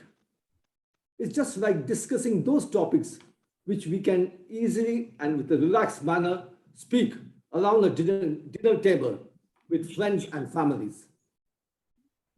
Table topic is specially designed to develop your 4 essential communication skills: listening, thinking, organizing, and speaking. As I conduct the table topic, I'll disclose the topic first and then pick one of you at random. This will give everybody a chance to listen and start thinking of their response. Remember, you should give your short speech of 1 to 2 minutes. It's your short speech, your story, your understanding, and it need not be true. To help you on the timing, you can pin the timer who will show the green signal after 1 minute, yellow signal at 1.5 minutes, and red signal when your time is over, 2 minutes. Some do's and don'ts. Do not thank me or the club for inviting you. In fact, we are thankful to you, grateful to you for you to volunteer to speak. Second don'ts. Do not repeat the topic. Just jump into your story. What you should do? Start with a bangful opening if possible. For first 10 to 30 seconds, then elaborate your story for next 60 seconds. And then last 30 seconds, you keep it for conclusion. That way, 2 minutes will fly like a click of a finger. Now is your first topic. Your wealth, your power, your happiness improve with your ability to communicate. I repeat, your wealth, your power, your happiness improve with your ability to communicate. So volunteers, please, let me see whom should I pick up. May I pick up Vinita Goyal? Over to Vinita.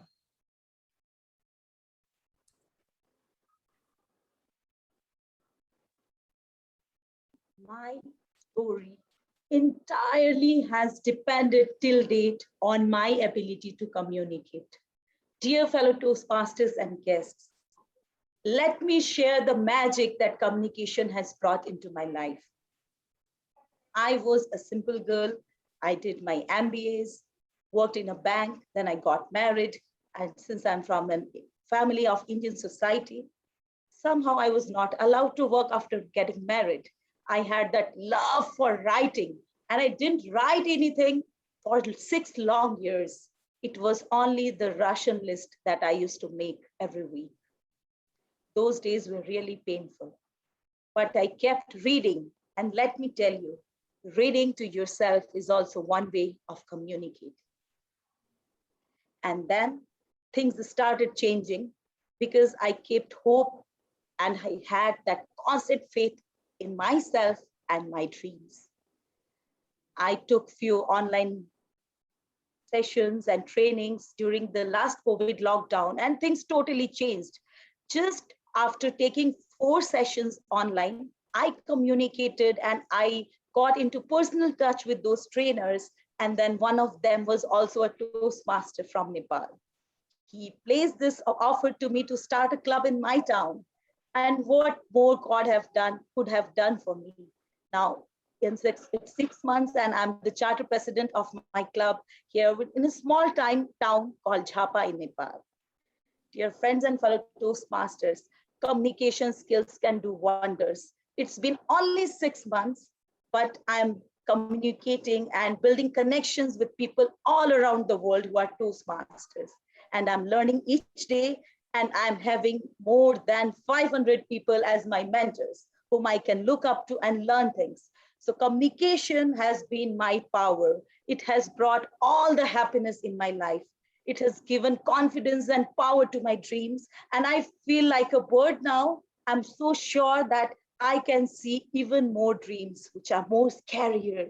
And please believe that if you can have a dream, believe it, all of your dreams are achievable because you know the magic spells, because God put that dream in you. Over to you, Table Topic Master. Thank you, Vinita, for starting communicating with yourself by writing your ration card, then reading books, communicating with yourself, and then you started communicating with others, and which helped you to get mentors after mentors. That was great. And now you are leading your own club in Nepal. Fantastic. And how communication has changed you from an Orthodox Indian family or Nepali family. A lady after marriage can't do anything, but that's what you are now communicating across the globe. Fantastic. Now let's move to the second topic. Every moment is a fresh beginning. Every moment is a fresh beginning. May I invite distinguished Toastmaster Arvind Nair.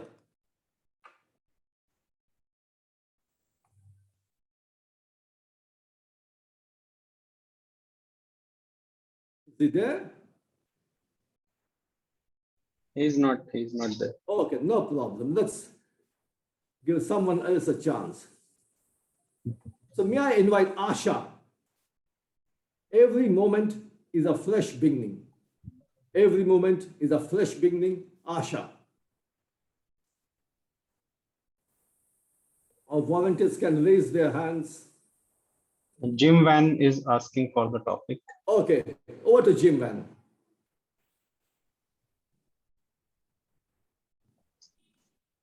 Jim Van, every moment is a fresh beginning.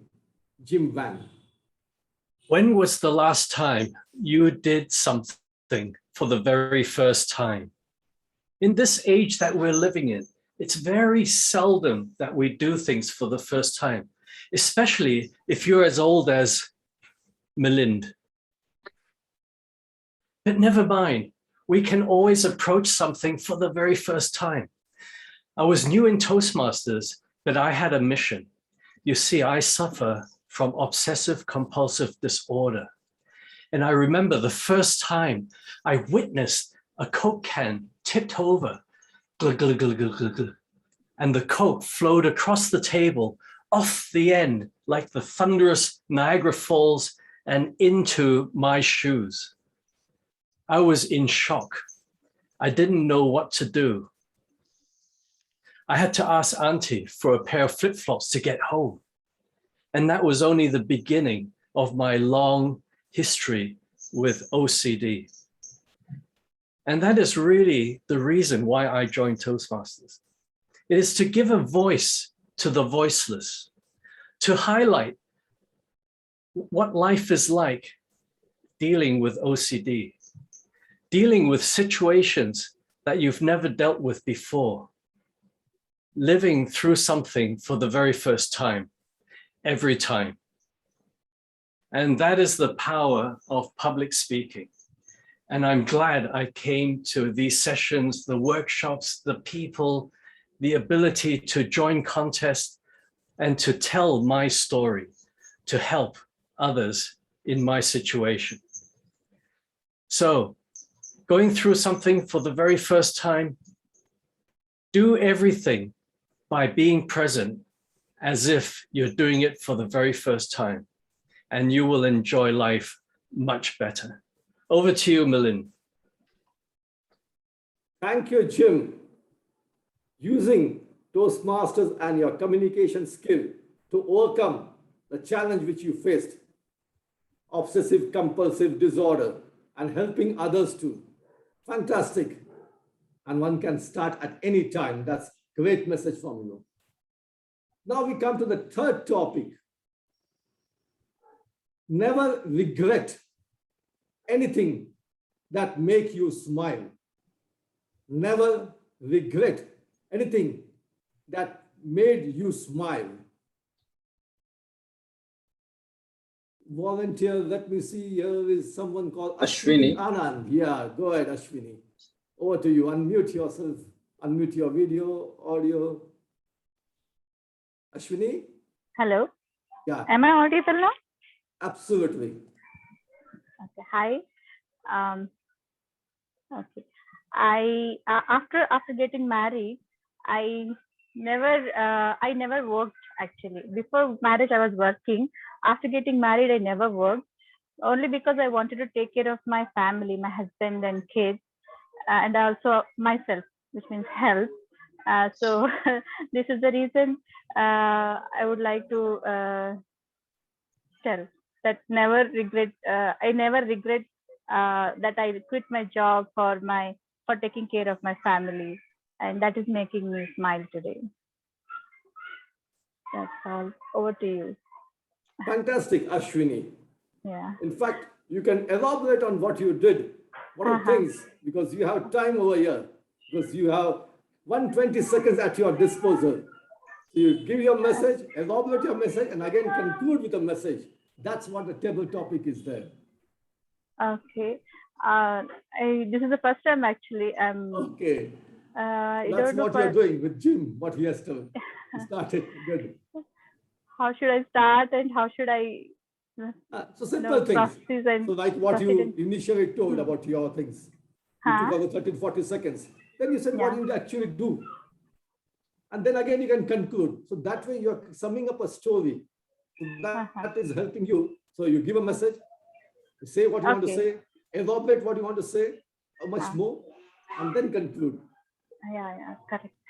So guys, never regret anything. Whenever you think and take the step in your life, never regret about it. Your mind will definitely tell you the correct one. So just move, go along with your mind, whatever your mind takes, you take that decision and be happy in your life and never regret for it. You just move on, carry on and do more good in your life. That's all I want to say. Fantastic. Yeah. Great beginning. I look forward to you, Ashwini. Okay. Thank you. Now the next topic. Personality begins where comparison ends. Personality begins where comparison ends. Volunteers. We have Zoe, Chloe, and Smita and Shanti want to volunteer. Zoe, Chloe, and Smita. Okay, Smita goes there.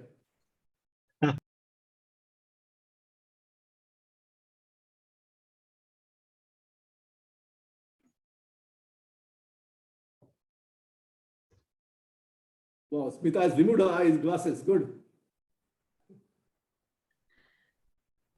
I'll just see the topic once again. Personality begins. Personality begins where comparison ends. Personality begins where comparison ends. Smita.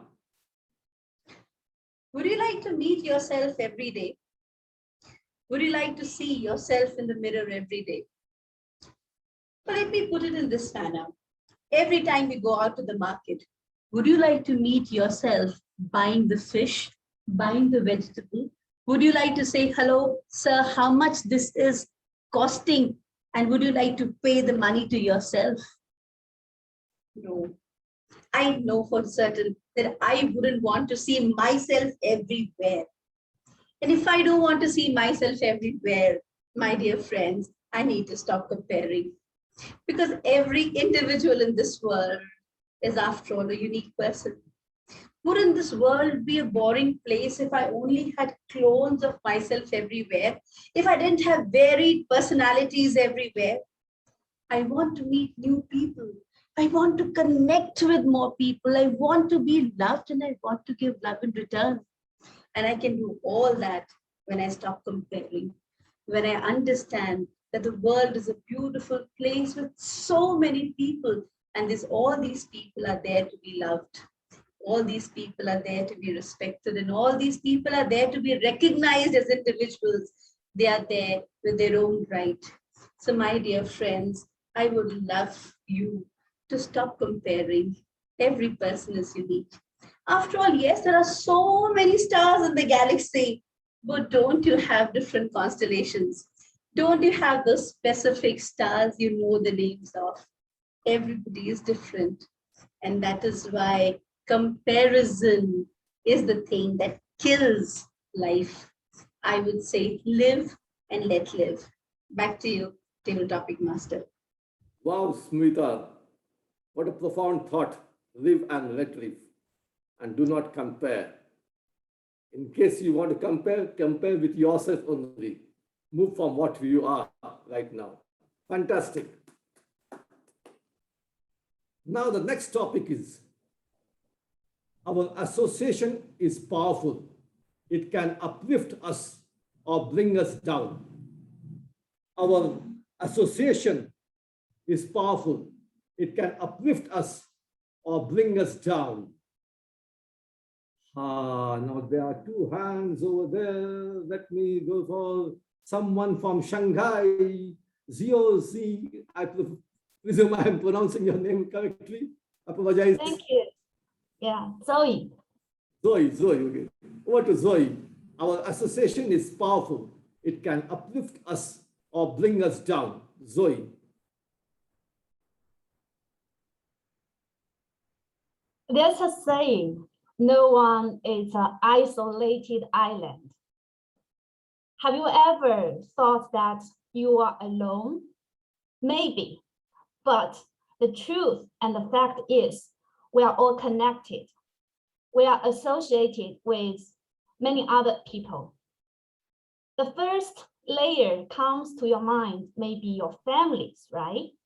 We were born in a family, and if you do have any chances to check the relationship between your parents, I think what we sometimes realize is that it's not always so positive.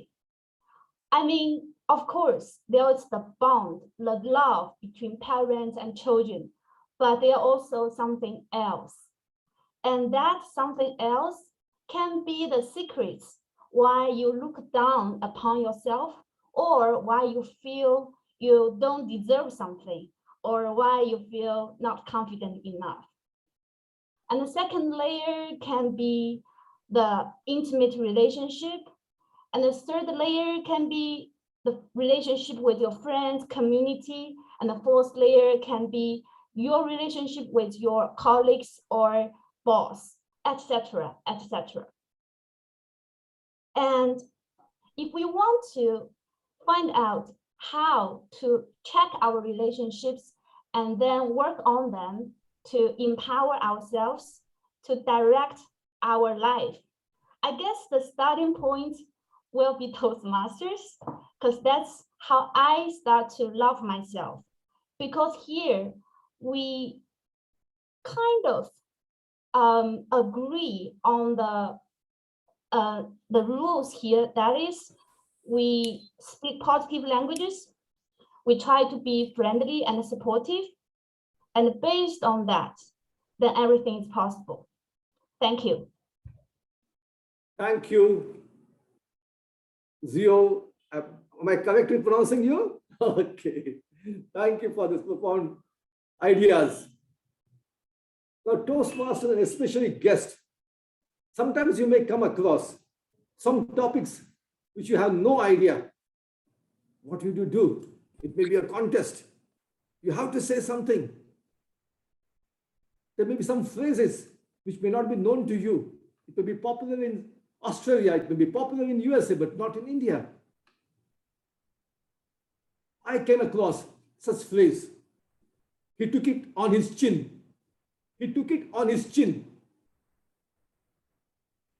I was blank. The next speaker, he himself was, I could hear him. He also did not know. So what he did, he went there.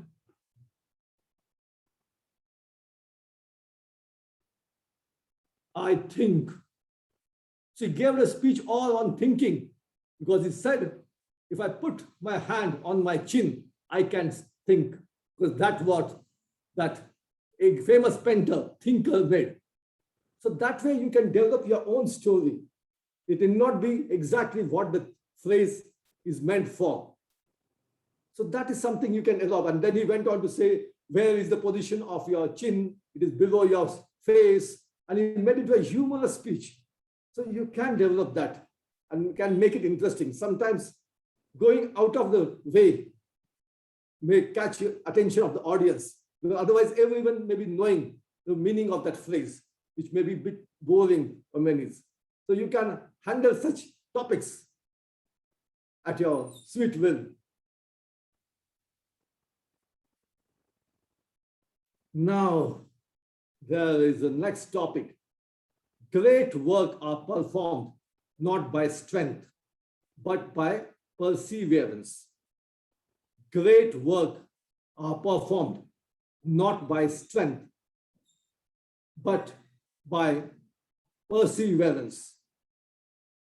So volunteer, may I request Joshua to go ahead?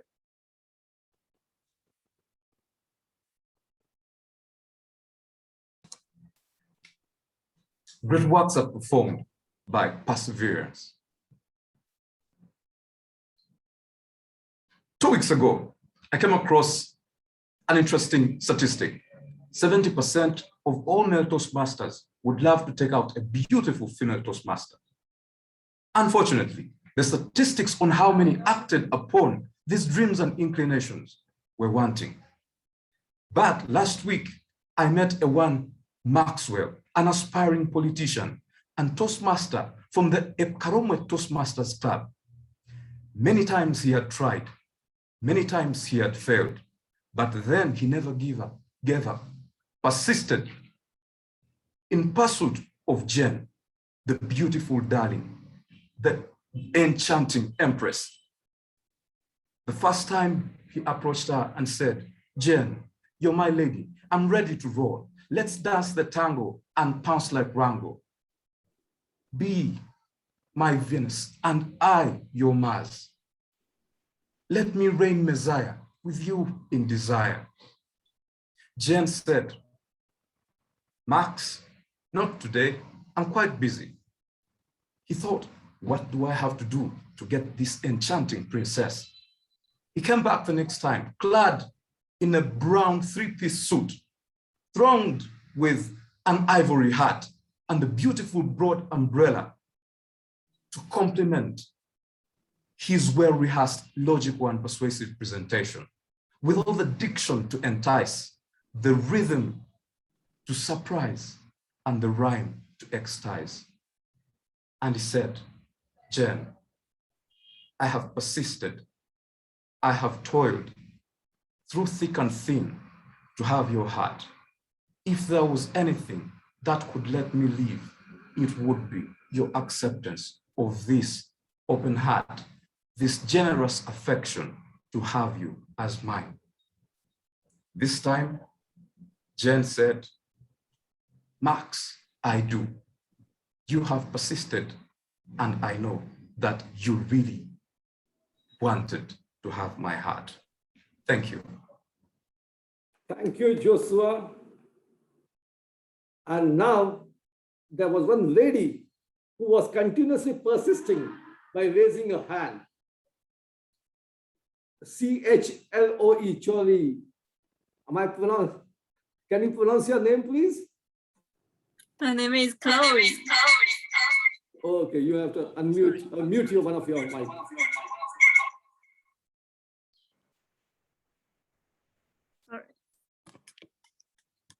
Can you just Is it okay? Yeah, okay, fantastic. So, Shirley, the topic to you. Wait. Sorry, this is my. Madam C. Okay, sorry, I can't pronounce the thing. So, Madam C, the choice of the topic for you is be like a lotus, which is not affected by the water on which it is born. Be like a lotus, which is not affected by the water in which it is born. Madam C.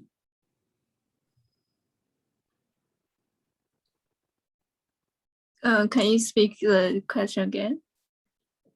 I have put in a chat window, be like a lotus, which is not affected by the water in which it is born. Okay. Lotus flower, which is you see in the pond. A lily. The pond which we see this red or pink flowers. You can visualize any pink flower which comes from the pond. So be like that flower which is not affected by the water in the pond. Yeah, actually in our modern society, I think this have lots of infectors will they have a lot of things will affect us, and also have lots of noise in the outside and it also let us lose our voice from our inner side. So I think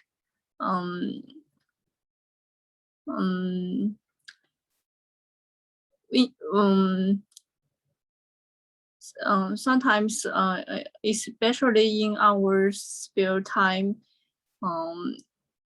we should to left some empty time for ourselves and try to let us to back our original heart and not to just follow the rules of outside of our society.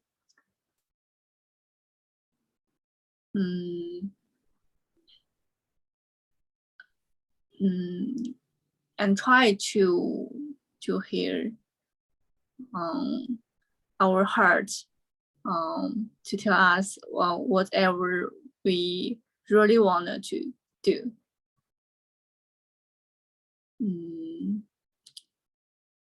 And especially sometimes it's hard. Yeah, outside voice is very loudly, but even for me, sometimes I think, yeah, I'm working in China and the speed in Shenzhen is very fast. So it's also let me feel anxious.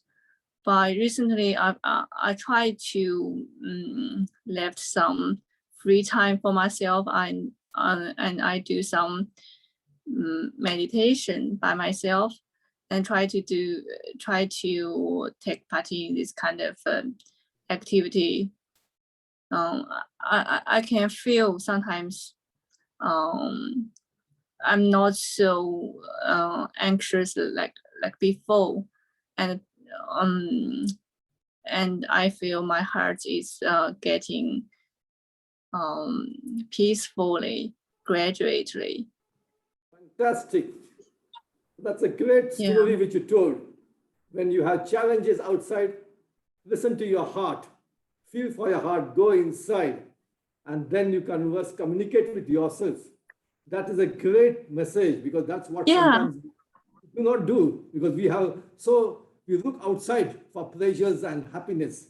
But there are times when we're doing meditation, etc. So what is the profound message which you gave?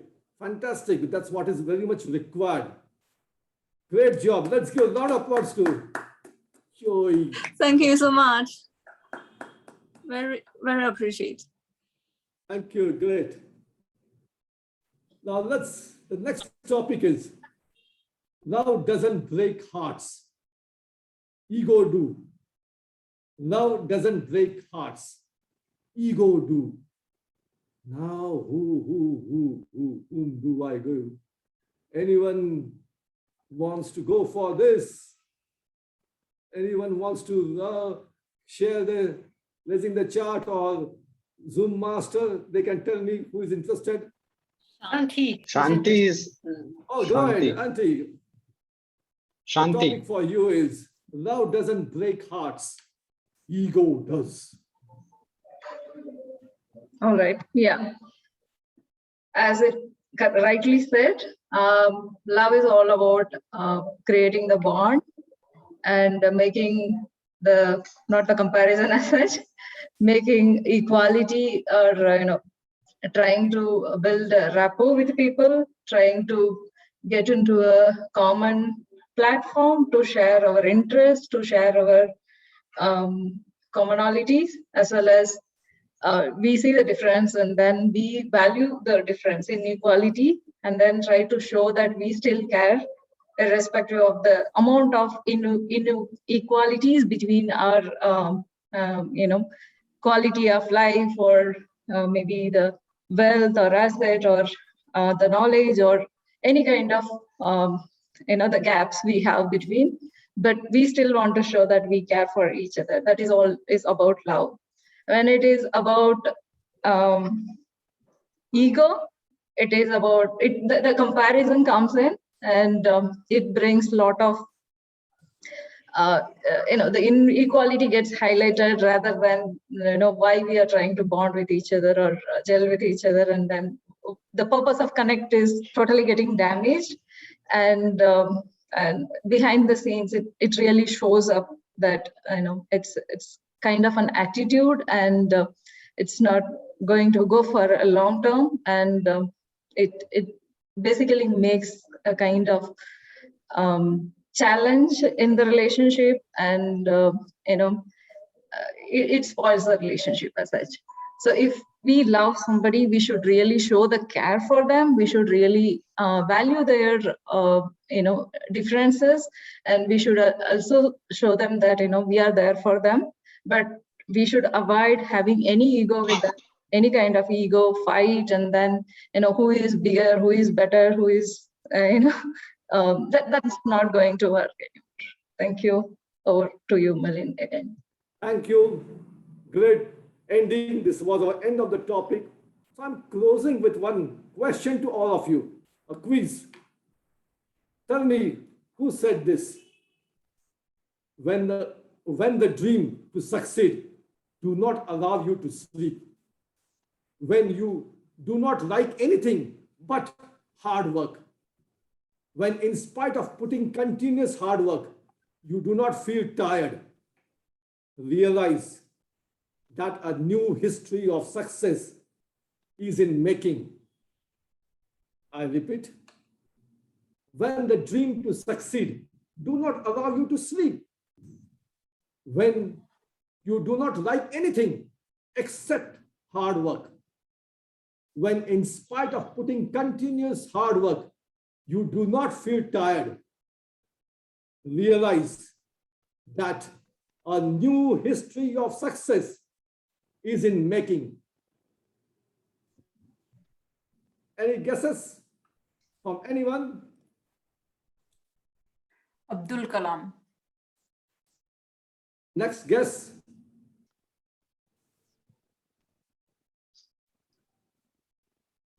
A hint. Someone. Okay, go ahead. Someone said Elon Musk. Oh, Elon Musk. Okay. I'm giving you a hint. There were 206 nations competing in that particular event. Olympic. 32 people or 32 participants were selected out of those 106. And the champion said this. Who is that champion?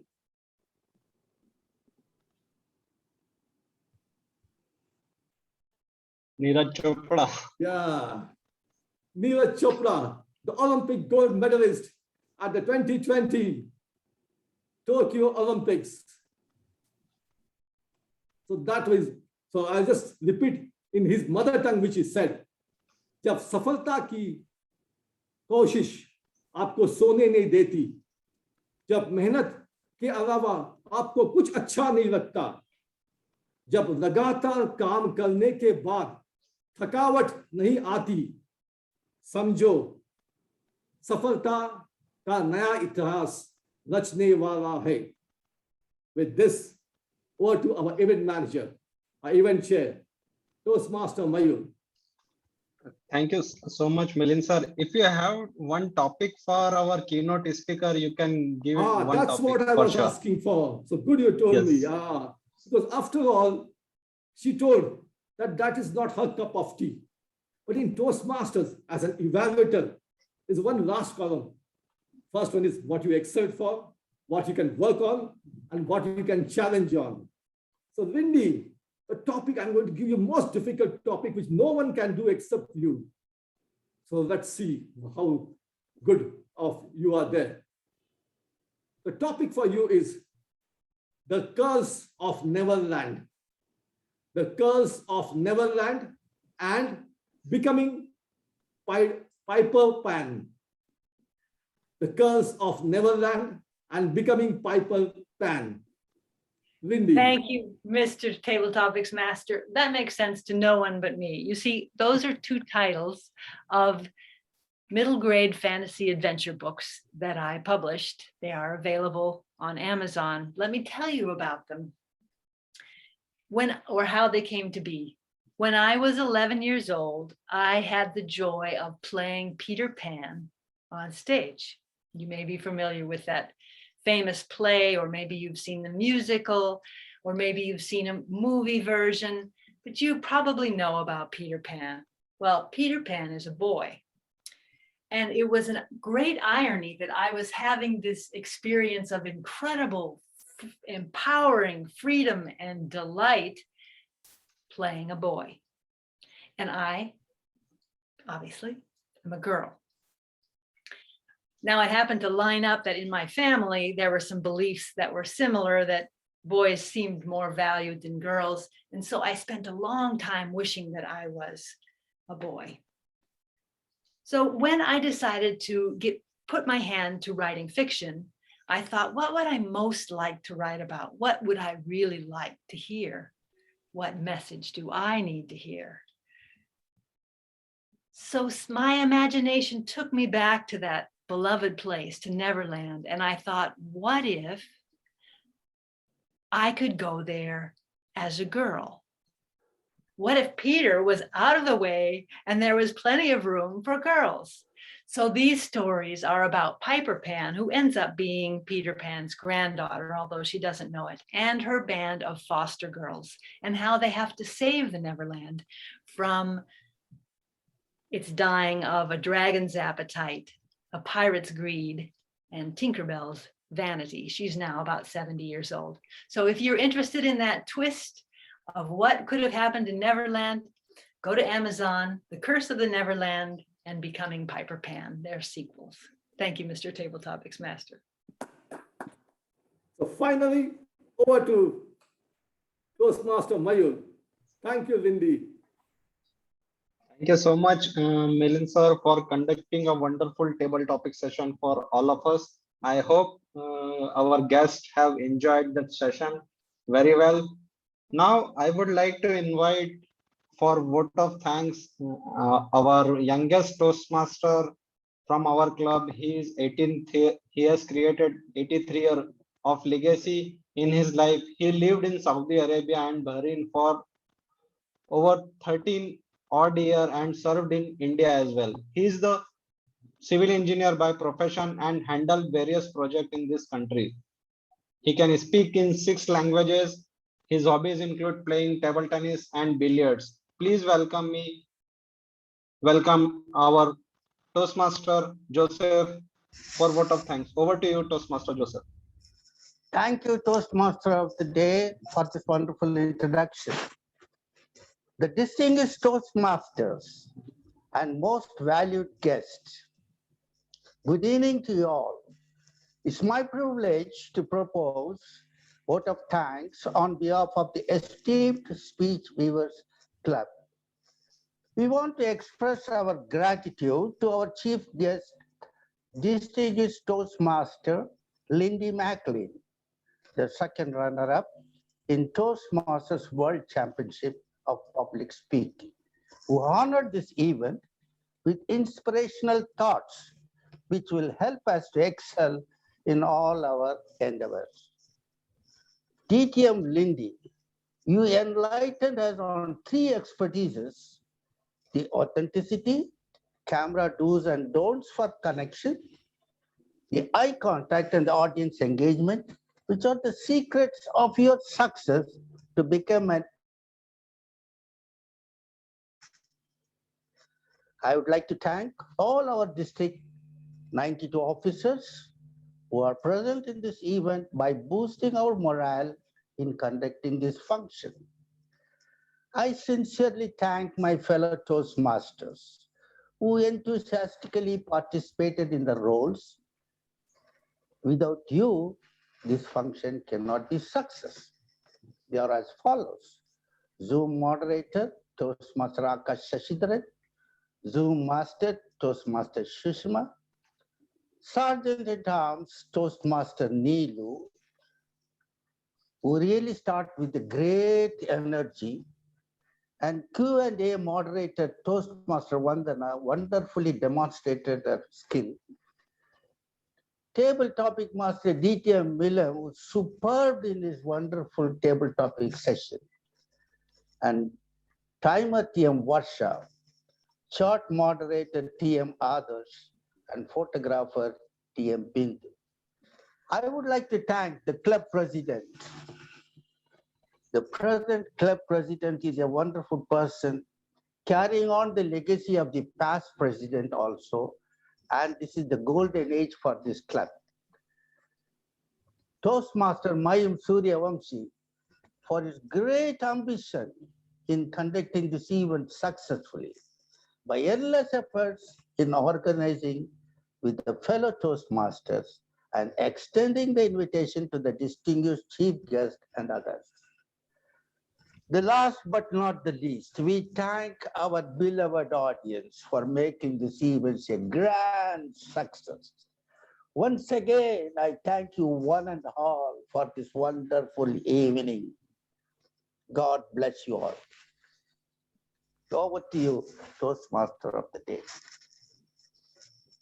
Thank you so much, Toastmaster Joseph, for conducting vote of thanks. I would like to thank all of our guests who have joined us from various parts of the world. Thank you once again for joining us. Now, I would like to take some feedback from our esteemed guests and our districts officers, like our area director, Toastmaster Rajesh. If you are here, can you give how did you find our session? Thank you, Toastmaster Mayur. It was a great session, and it's a pleasure to hear from DTM Milind, the very apt theme for essential requirement for today's time. Many of us focus on the speeches, how we can give speeches, how we can prepare speeches, but we fail, or sometimes we are not putting that much effort to prepare how we can prepare our atmosphere. This is a wonderful session conducted by DTM Milind, and thank you so much, speech viewers, for arranging this amazing event.